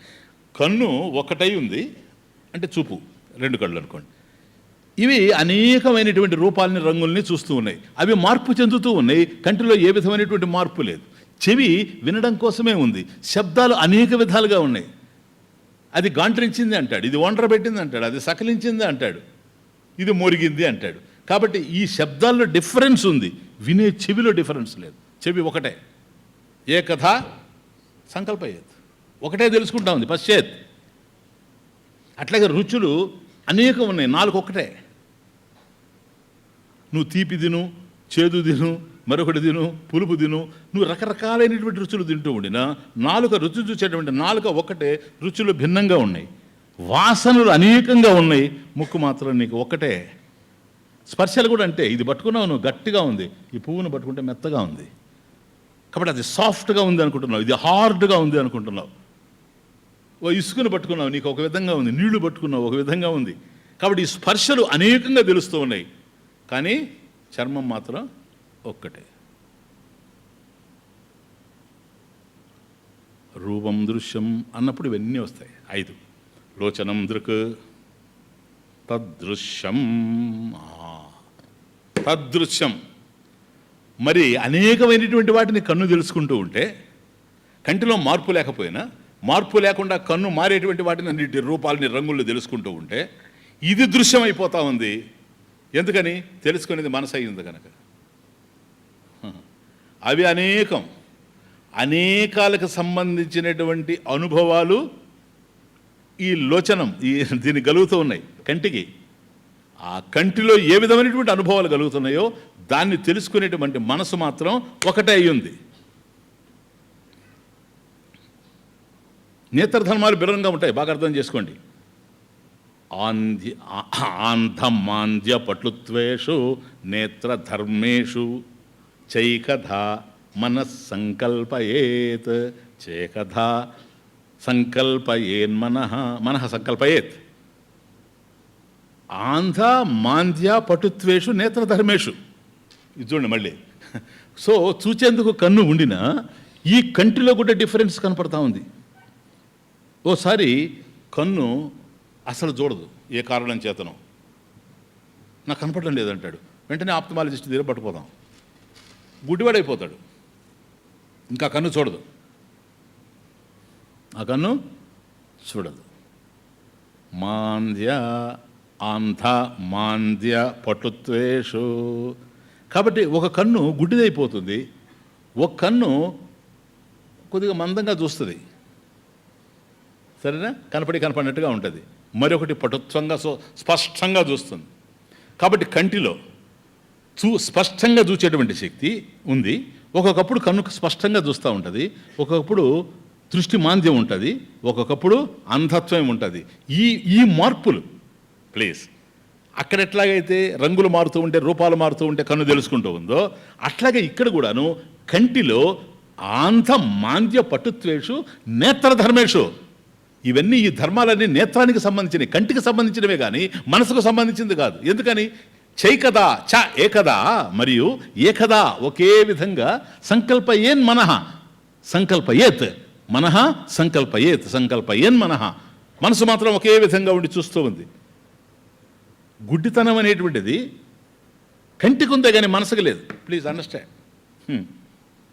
అవునా? Eye is blind, the mind is not blind. Mind blind అని నిర్ణయం చేయాలంటే వేదాంతం వింటూ ఉంటే అప్పుడు బ్లైండ్.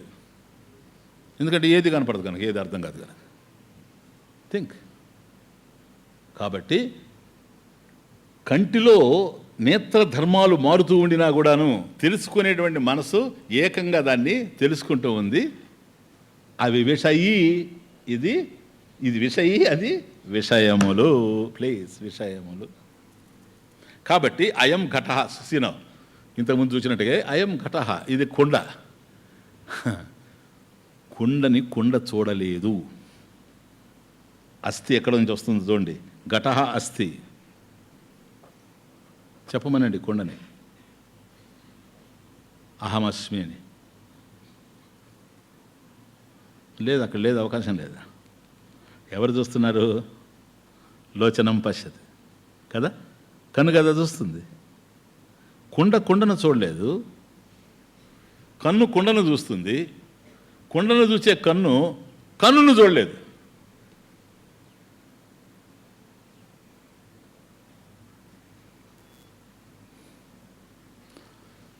కన్నును చూడలేదు.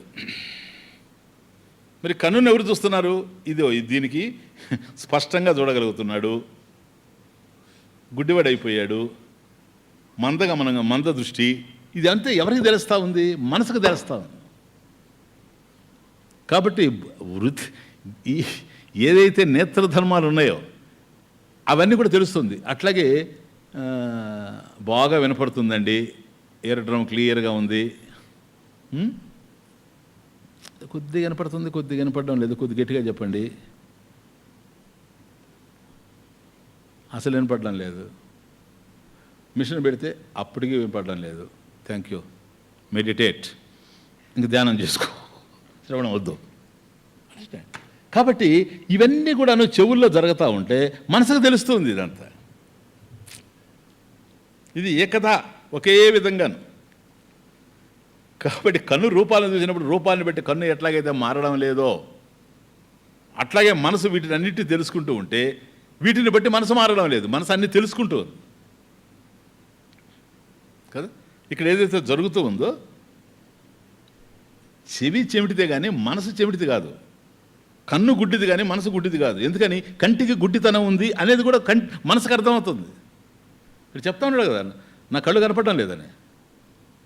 నా కళ్ళు కనపడడం లేదని కళ్ళు కాదు చెప్పేది, నాకు కళ్ళు కనపడడం లేదు, నాకు మసకగా ఉంది అనే మాట మనసు మాట్లాడుతూ ఉంది. మనం అడుగుతున్నాం, ఆ మసకతనం మనసుకుందా కంటికి ఉందా అని, ఆ గుడ్డితనం కంటికి ఉందా మనసుకుందా మనం అడుగుతున్నాం. నేత్రధర్మేషు అవన్నీ కూడా కంటికి సంబంధించిన విషయాలు. ఈ కంటికి సంబంధించిన విషయాల్ని ఆపాదించుకుంటూ, ఇప్పుడు చూడండి తమాషా, ఇక్కడ అహం శబ్దార్థం వస్తుంది. ఇప్పుడు మనసు దగ్గర పోయేటట్టుగా మనసుకు దగ్గర ఇవేమీ లేవు. కాబట్టి ఒకవేళ శబ్దాలైనా సరే, రుచులైనా సరే, వాసనలైనా సరే, స్పర్శలైనా సరే, ఇవన్నీ కూడా అట్లాగే ఉన్నాయి. కాబట్టి వాటిల్లో ఏ విధమైనటువంటి భేదం గోచరిస్తూ ఉందో విషయాల్లో, దృశ్యాల్లో, దీన్ని దృక్ ఏదైతే ఉందో అది తెలుసుకుంటా ఉంది. దృక్త్ మానసం, తత్ దృశ్యం. కాబట్టి మీకు చెవి కానీ, కన్ను కానీ, ముక్కు కానీ, నాలుక కానీ, చర్మం కానీ, ఈ పంచ జ్ఞానేంద్రియాల చేత శబ్దాది విషయాలు ఏవైతే మనం తెలుసుకుంటూ ఉన్నామో ఇవన్నీ దృశ్యములైపోతూ ఉన్నాయి. మనసు ఒక్కటే దృక్. సో అతః అహం శబ్దార్థం, అహం పదస్య అర్థః మనః ఏవ. Mind is man. చూడు ఎట్లుందో. కాబట్టి మనసే మనిషి కుదరదు సార్. ఎందుకని? ఏంటి అసలు మనసు కూడా విషయము, విషయీ కాదు. అండర్స్టాండ్? ఎందువల్ల? అది కూడా దృశ్యం. కారణం మనసులో ఏమున్నాయి? దృశ్యాః ధీవృత్తయః.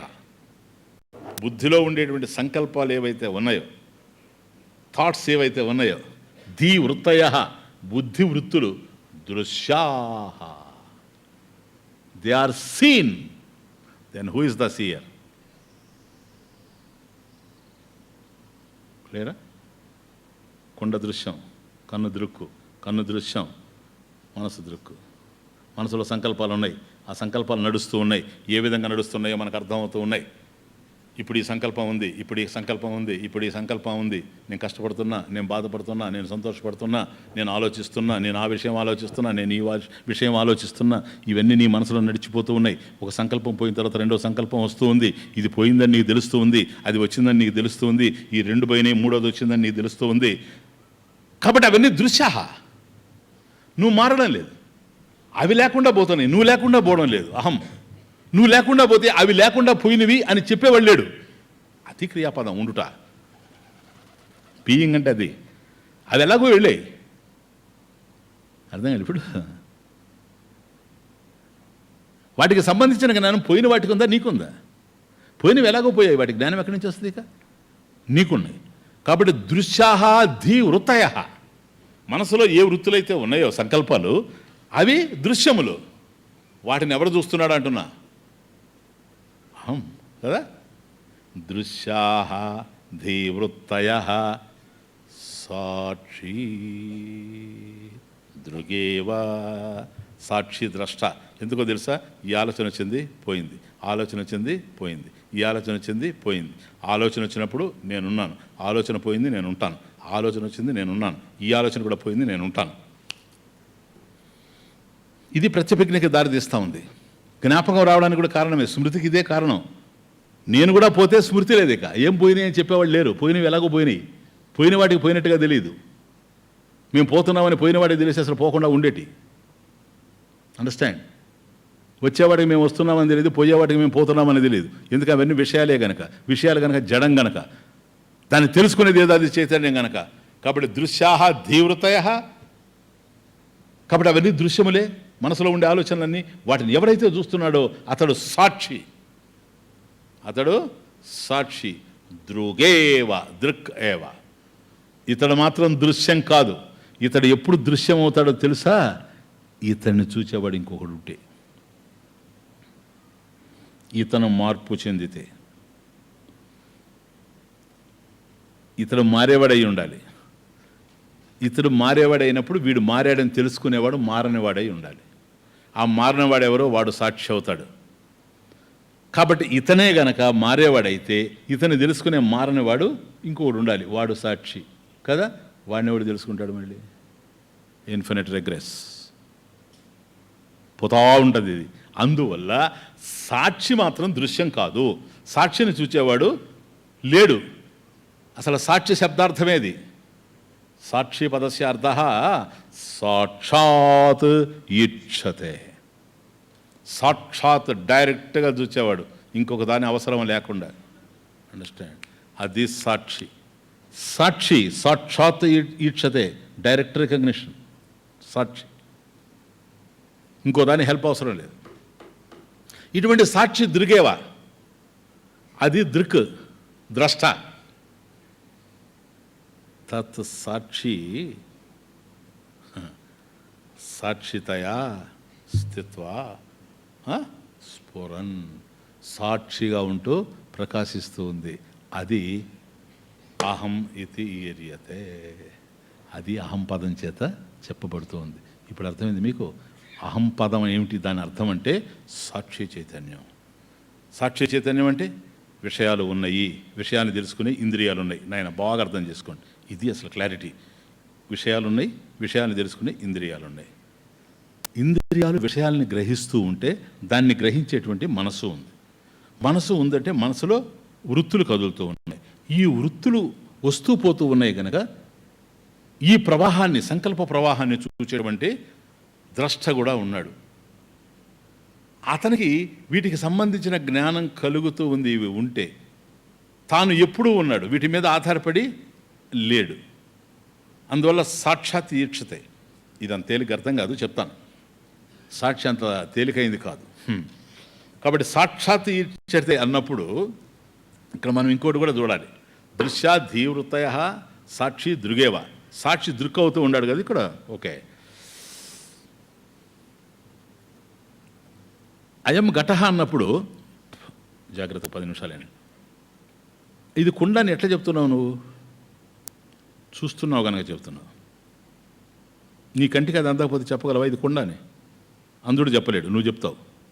కాబట్టి నువ్వు చూస్తున్నావు కనుక చెప్తున్నావు. కాబట్టి ద్రష్ట ఎవరు అంటే కన్ను చూడడం వల్లనే చెప్పింది కనుక, జ్ఞానేంద్రియం అనేటువంటి కన్ను లేకపోతే, నేత్రం లేకపోతే ఇది కుండ అనేటువంటి జ్ఞానాన్ని నువ్వు ఇవ్వలేవు కదా. నేత్ర ధర్మం ఏంటి? ఇది చక్కగా ఉందా లేదని తెలుసుకోవడం, అంతే కదా. అది తెలుసుకోవడం అంటే జ్ఞానపూరితంగా కాదు, దాన్ని కేవలం ప్రతిఫలింపజేయడమే. కాబట్టి కన్ను అనేటువంటిది చూచేందుకు ఉందే కానీ చూసేది మాత్రం కన్ను కాదు, మనసు చూస్తూ ఉంది. కాబట్టి మనసు డైరెక్ట్గా ఇంద్రియాలు లేకపోతే చూడలేదు ఎదురుగా ఉండేదాన్ని. దాని మనసులో ఉండే చూడొచ్చు, అది వేరే విషయం. నేను కొడైకెనాల్ వెళ్ళాను ఒకప్పుడు, ఆ కొడైకెనాల్లో ఏం చూచానో దాన్ని ఇప్పుడు నా మనసు చూస్తుంది. That's a different thing. నేను అడిగేది అది కాదు. ఇప్పుడు మీరు ఒక వస్తువుని ఇక్కడ పెట్టారనుకోండి, నేను కళ్ళు మూసాను, మీరు వస్తువుని తీసుకొచ్చి పెట్టి ఇది ఏంది స్వామిజీ అంటే నేను చూడలేను. మనసు ఉంది నాకు, మనసు లేకపోలేదు. చూచేది మనసే, అర్థం చేసుకునేది మనసే. ఆ మనసు ఈ వస్తువుని అర్థం చేసుకోవాలి విషయాన్ని అంటే ఇంద్రియాల ద్వారా పోవాల్సిందే కానీ ఇంకో విధంగా పోయేందుకు అవకాశం లేదు. కన్ను ఉంటేనే, కన్ను ద్వారా నేను చూచి, మనసు చూచి ఇది కొండాన్ని నిర్ణయం చేస్తుంది. అదే ఆడ కాబట్టి ఏ దృశ్యానికైనా ప్లీజ్ నీకు జ్ఞానేంద్రియ సహకారం లేకుండా విషయాలు అర్థమయ్యేందుకు అవకాశం లేనే లేదు. సాక్షి ఎవరో తెలుసా? నువ్వు జ్ఞానేంద్రియాలు, ఇది కొద్ది లోతు, మనసు, వీటి సహాయంతో చూడడం వల్లనే వస్తువు ఉన్నట్లుగా అర్థం కాదు. ఇది ఫ్యాక్టు. ఎందుకో తెలుసా? వాటి పరిమితమైన శక్తులు వాటికి ఉన్నాయి. ఏది? ఇంద్రియాలకి. ఇంద్రియ దోషాలు వాటికి ఉన్నాయి. ఇంద్రియ దోషాద్వా, వాటిలో ఉండే దోషాలు ఒకటి ఉన్నాయి. సపోజ్ ఒక పసిరికల కళ్ళుతో ఉంటాడు అనుకోండి, జాండీస్ వచ్చి వాడికి పచ్చగా కనపడుతుంది ప్రపంచం. అది మనకు ప్రమాణం కాదు. అర్థం కాలే? ఇంతవరకు పర్వాలేదు. ఇంద్రియ దోషాద్వా, సంస్కార దోషాద్వా, మనసులో కూడా దోషాలు ఉంటాయి. ఎందుకని? మనసు కూడా పరిమితమైందే కనుక. మనసులో ఉండేటువంటి దోషాల వల్ల ఉన్నది లేనట్టుగా, లేనిది ఉన్నట్టుగా చూస్తాడు. ఇప్పుడు మనసే కదా చూసిందే. కంటికి ఏమర్థమైంది? రజ్జు సర్పం. మనసుకే అర్థమైంది. అర్థమైందా? నేను బాగలేదని నీకు నీ దేహం చెప్పిందే, నువ్వు కదా చెప్తున్నావా? అది కదా విషయం. అట్లాగే ఇక్కడ కూడాను ఇది సర్పం అనేటువంటి భ్రాంతిని తీసుకొచ్చి పెట్టింది మనసే కానీ కన్ను కాదు. కాబట్టి కన్ను చూస్తే లోపల ఈ సంస్కారం తొంగొచ్చింది ఎక్కడో పాపం చూచి. కాబట్టి వాటికి సిమిలారిటీ ఉంది గనక, సామ్యం ఉంది గనక, త్రాడుకి పాముకి ఇది ఊహించుకోగలిగింది మనసు. ఇలా ఊహించుకోవడం అనేది మనసులో ఉండే దోషం. మనసులో ఉండే దోషం చేత ఉన్నది ఉన్నట్లుగా అర్థం కావడం లేదు. నేను అదే మీకు ఎప్పుడు చెప్పేది. ఎవడికి కూడాను విషన్స్ లేవు, వెర్షన్స్ ఉన్నాయి అనడానికి కారణం ఇదే. వాడి మనసులో ఏ అభిప్రాయాలు ఉంటాయో, ఏ అనుభవాలు ఉంటాయో వాటిలో నుంచి చూడడానికి ప్రయత్నం చేస్తాడు. ఇంకా అవే కనపడుతూ ఉంటాయి. ఈ దోషాలు ఇంద్రియాల్లోనూ ఉంటాయి, అర్థం కదా, మనసులోనూ ఉన్నాయి. ఇద్దరు ఉంటారు. చెంబు తీసుకొని రా అన్నాం అనుకో, ఆడికి పోయి మంచం తెమ్మన్నాడు అంటారు. సరేనా? ఇద్దరు ఉంటే ఒకడు పోయి చెంబు అడిగితే మంచం ఎత్తుకొని వస్తారు. ఏమయ్యా నేను అడిగింది చెంబు కదా, నువ్వు మంచం తెచ్చావేంటి అని అంటే, లేదు అది మీరు అడిగింది మంచమే కదా అంటాడు వాడు. ఆ పక్కన నుండి పిలిచి ఏం అడిగానయా నేను అడిగాను, మీరు చెంబు అడిగారు అంటాడు వాడు. చూసారా డిఫరెన్స్? కాబట్టి నేను పలికింది చెంబు అనే పదం, వీడికి చెంబుగా వినపడింది, వాడికి మంచంగా వినపడింది. దోషం నా దగ్గర లేదనుకుంటున్నాను. దోషమో తోషమో వాళ్ళ దగ్గరే ఉంది. కాబట్టి ఇంద్రియాలకి ఈ పరిమితమైనటువంటి దృక్పథం ఉంది, మనసులో ఈ దోషాలు ఉన్నాయి. కాబట్టి మనం ఏది తెలుసుకున్నా ఇంద్రియాల సహాయం లేకుండా విషయాలను తెలుసుకునే అవకాశం లేదు గనక, ప్లీజ్ లేదు గనక, ఇంద్రియ దోషాలు ఉన్నాయి గనక, మనసులో సంకల్ప దోషాలు కూడా ఉన్నాయి, సంస్కార దోషాలు ఉన్నాయి గనక వీటి వల్ల ఉన్నట్టుగా అర్థం కాకపోయే అవకాశం ఉంది. ఇది చూడండి, సాక్షి ఎవరో తెలుసా? Very important. ఇంద్రియాల అవసరం లేకనే విషయాల్ని, ఇంద్రియాల్ని, ఇంకా సమస్తాన్ని ఏకకాలంలో చూడగలిగేవాడు సాక్షి. అందువల్ల నిర్దోషం హి సమం బ్రహ్మ. అర్థమవుతుంది? ఇప్పుడు ఇంద్రియాల ద్వారా చూచామనుకోండి, జ్ఞానేంద్రియాల ద్వారా దోషాలు వచ్చే అవకాశం, మనసు ద్వారా చూస్తే దోషాలు వచ్చే అవకాశం ఉంటుంది. కానీ సాక్షికి అవకాశమే లేదు.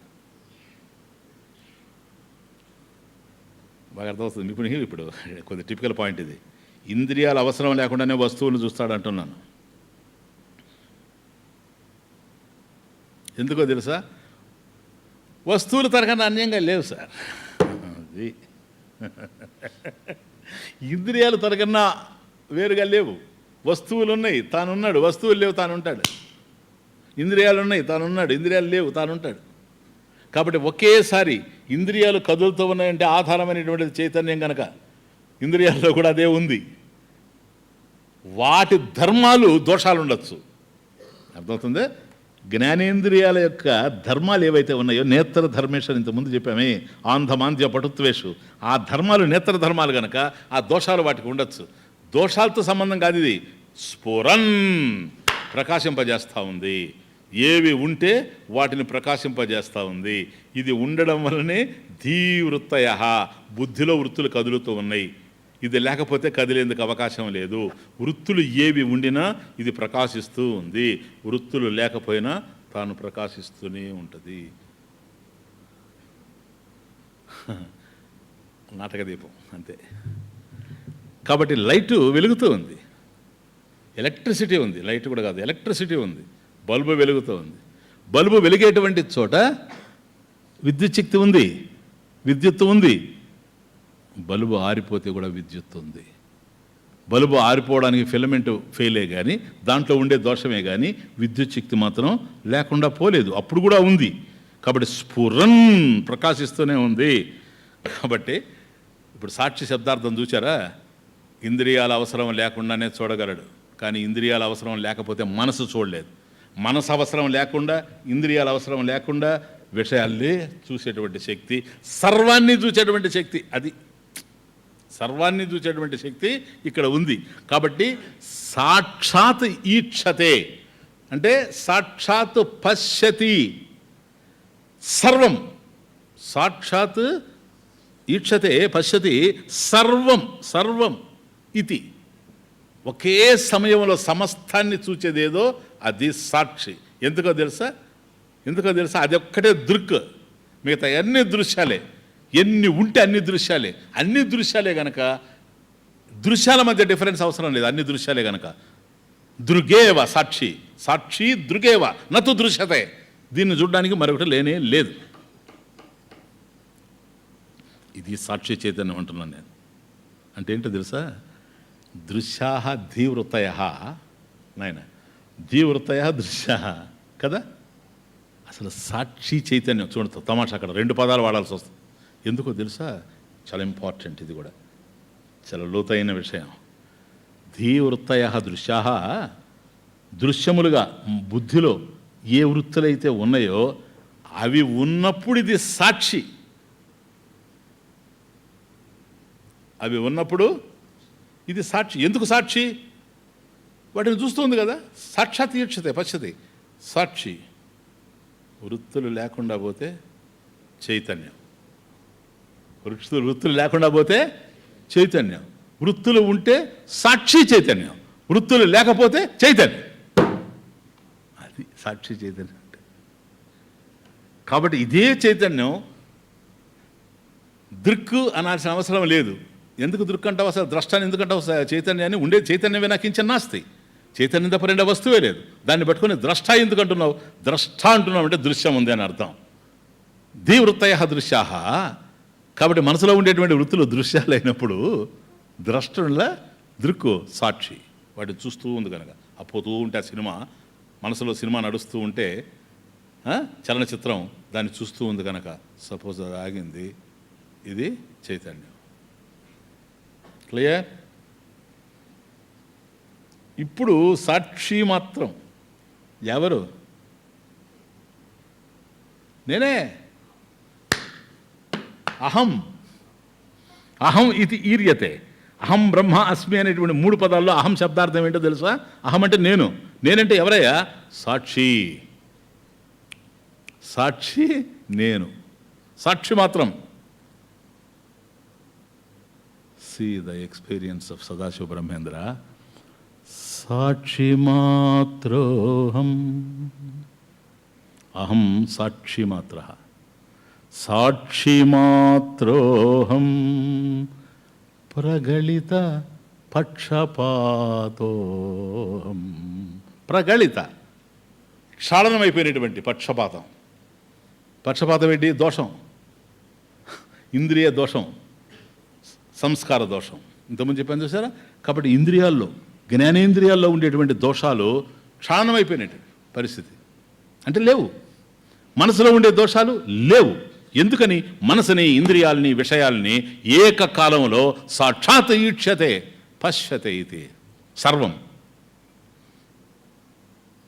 శాస్త్రం ఎట్లా ఉందో, మహాత్ముల అనుభూతి ఎట్లా ఉందో చూడండి. సాక్షి మాత్రోహం ప్రగళిత, ప్రగళిత ప్రక్షాళనం అయిపోయింది. ఏంటి? పక్షపాతోహం. పక్షపాతం అంటే ఏంటి? మనకంటూ కొన్ని రిజర్వేషన్స్ ఉండి చూడడం అట్లేదు, ఉన్నది ఉన్నట్టుగా చూడడం. సాక్షాత్ ఈక్షతే సాక్షి మాత్రోహం. Definition: ప్రగళిత పక్షపాతోహం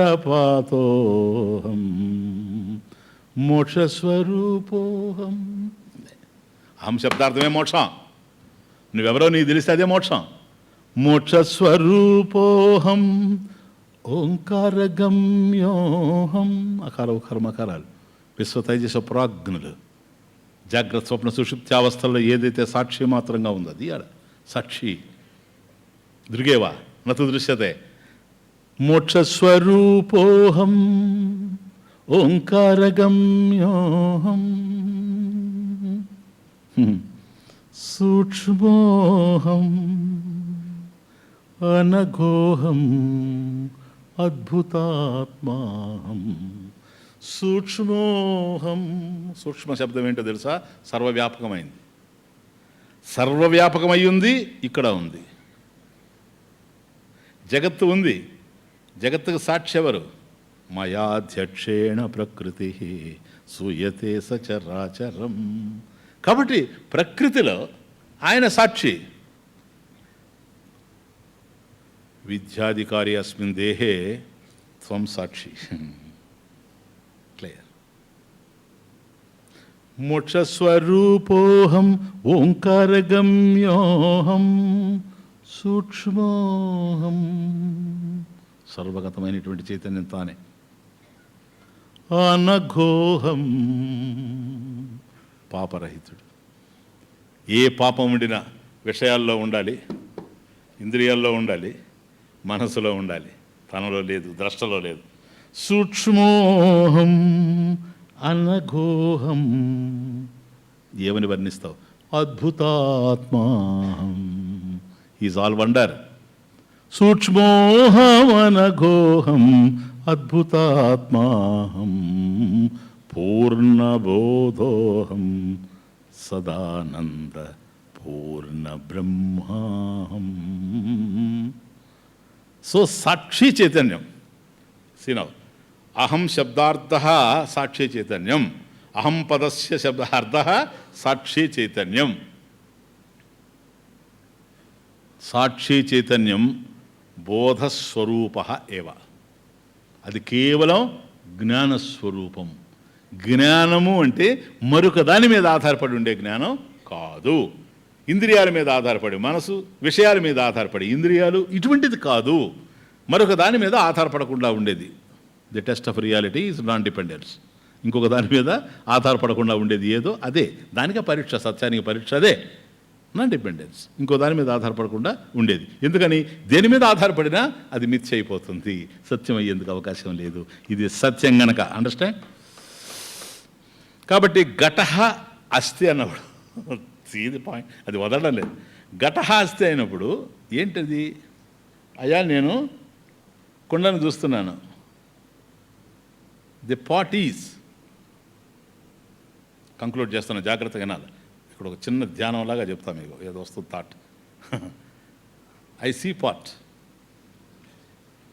pot is because I see pot. అవునా? ఘటః అస్తి ఎట్లా చెప్తావు? నేను చూస్తున్నాను కనుక.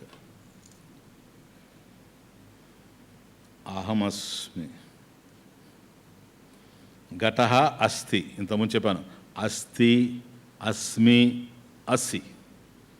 ఘటః అస్తి, అహం అస్మి, త్వం అసి. సరేనా? నేను కుండను చూస్తున్నాను. ఐ సీ పాట్ కదా. అహం అయం ఘటః, ఇది కుండ. బాగా నాలేదు. అయం ఘటః, ఇది కుండ. ఎట్లా చెప్తావు? నేను చూస్తున్నాను కనుక. Because I see it. Because I see. Okay. అహమస్మి, నేనున్నాను. ఎట్లా చెబుతావు? ఘటః అస్తి, కుండ ఉంది. ఎట్లా చెబుతావు? Because I see. అహమస్మి, నేనున్నాను. Because of what?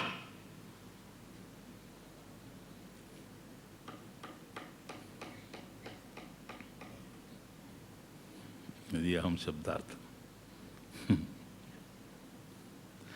Just a few seconds, close your eyes. కుండ అనే రూపాన్ని చూడకుండా కుండ యొక్క అర్థాన్ని ఊహించండి. కుండ కనపడకూడదు మీకు మనసులో. కుండ అర్థమైందే? కళ్ళు తెరవండి. ఏమన్నా కనిపించిందా మీకు? కనీసం నేను కూడా కనిపించలేదా? Just understand. ఇప్పుడు మీకు అర్థం కదా, ఒక వస్తువుని కుండ అన్నప్పుడు కుండ రూపాన్ని చూడకుండా కుండ అనేది మీకు అర్థం కావడం లేదు. ఓకే నాయన, కుండ రూపాన్ని చూడకుండా కుండను చూడండి అంటే ఏం చూడాలయ్యా? ఏం అర్థం కావడం లేదు కదా. ఇప్పుడు కళ్ళు మూయడు, మళ్ళీ తెరవబాకండి మధ్యలో. You see some magic. Come on, close your eyes. కుండను చూడండి. కుండ కనపడుతుంది మీకు, కుండని చూడండి. మామిడి పండు కనపడుతుంది మీకు. ఇప్పుడు మామిడి పండు కనపడుతుంది కానీ కుండ కనపడడం లేదు. ట్యూబ్ లైట్, గుర్రం,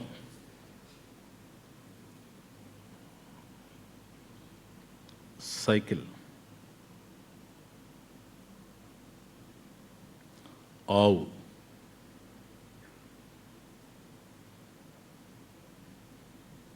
కుక్క,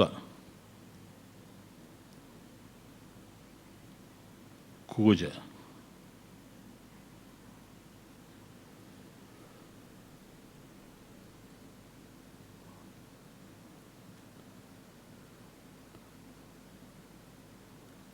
నేను,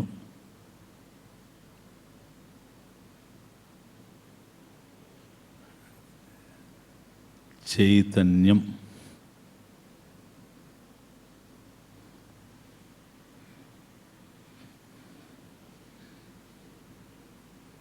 ఎస్ ఓపెన్. ఇప్పుడు ఒక్కొక్కటి చూస్తూ వచ్చాం కదా మనం. గుర్రం అన్నప్పుడు గుర్రం కనిపించిందా లేదా మీకు? అంటే మీరు చూస్తున్నారు కదా, నేను చెప్పేది మీ మనసులో గుర్రం వచ్చేటట్టు అంటదని కాదు. మీరు చూశారు కదా, నేను గుర్రం అన్నప్పుడు గుర్రం కనపడలేదు కదా మీకు, లేదా? ఇంతకుముందు రూపాన్ని చూడకుండా మీరు కాంటెంప్లేట్ చేయడం మీ వల్ల కాలేదు. ఇప్పుడు నేను రూపాలు చెప్పుకుంటూ వచ్చాను. ఒక్కొక్క రూపం చెబుతూ ఉంటే అది మీకు కనిపించిందా లేదా? అది కనిపించినప్పుడు ఆ ముందున్నది కనపడలేదు కదా, ఇట్లా కనిపిస్తూ వచ్చింది కదా. ఎస్. కాబట్టి ఏదైతే నేను ఆవు అన్నప్పుడు ఆవు రూపం మీకు కనిపిస్తూ వచ్చింది. తప్పదు, లేకపోతే అసలు మీకు అర్థం కాదు. ఆవు అంటే ఆవు రూపం కనపడాలి, కుక్క అంటే కుక్క రూపం కనపడాలి, కూజ అంటే కూజ ఎట్లుంటుందో మీకు కనపడుతుంది. కూజ కుండ కనపడదు, కూజ కనపడుతుంది కదా. చైతన్యం అన్నాం, అప్పుడు మీకు ఏ వస్తువు కనిపించింది?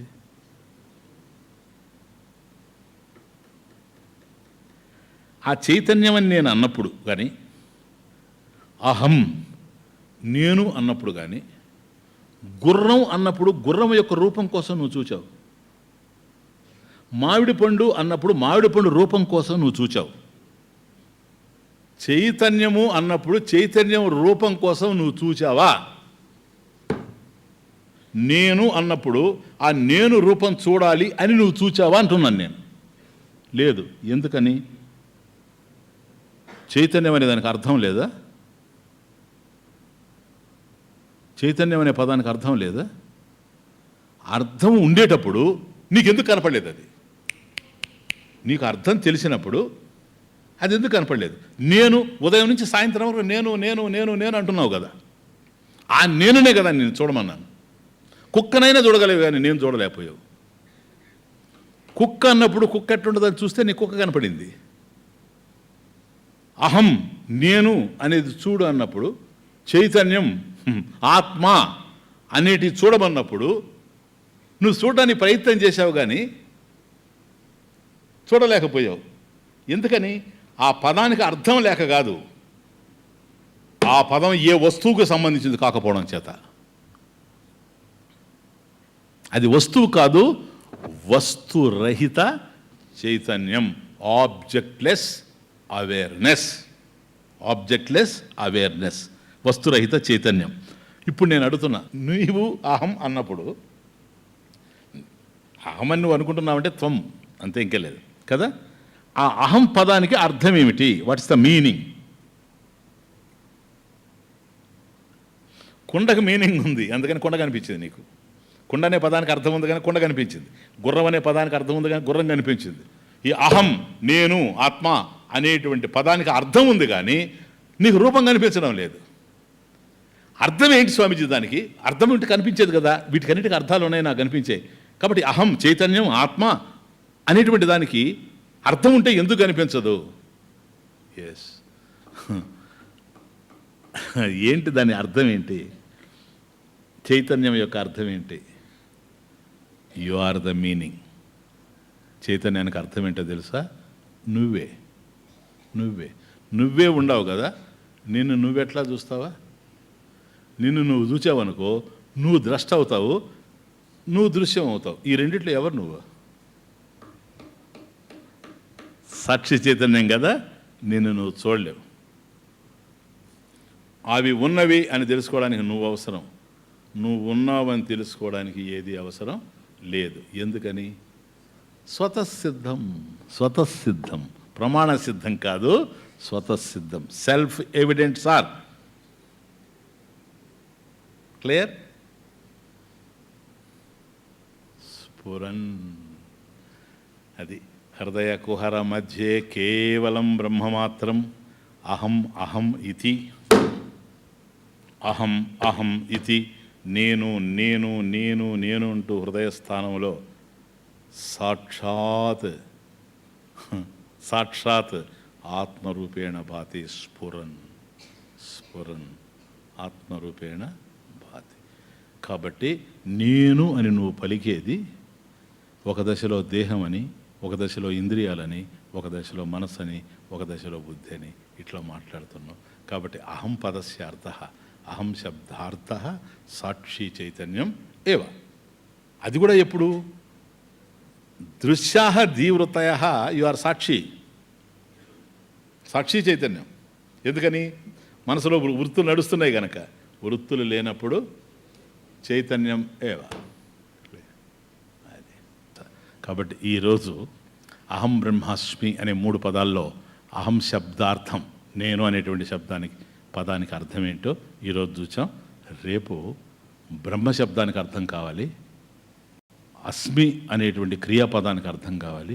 అప్పుడు ఇక్కడ ఏదైతే విద్యాధికారిణి అస్మిన్ దేహే బుద్ధే సాక్షితయా స్థిత్వ స్ఫురన్ అహం, అదే సమస్తంలో ఉండేటువంటి బ్రహ్మము. ఇది అది వేరే ఎందుకు అవకాశం లేదు అనేటువంటి సత్యం రేపు ఆవిష్కరింపబడాలి. Thank you. ఓం పూర్ణమదః పూర్ణమిదం పూర్ణాత్ పూర్ణముదచ్యతే పూర్ణస్య పూర్ణమాదాయ పూర్ణమేవావశిష్యతే. ఓం శాంతి శాంతి.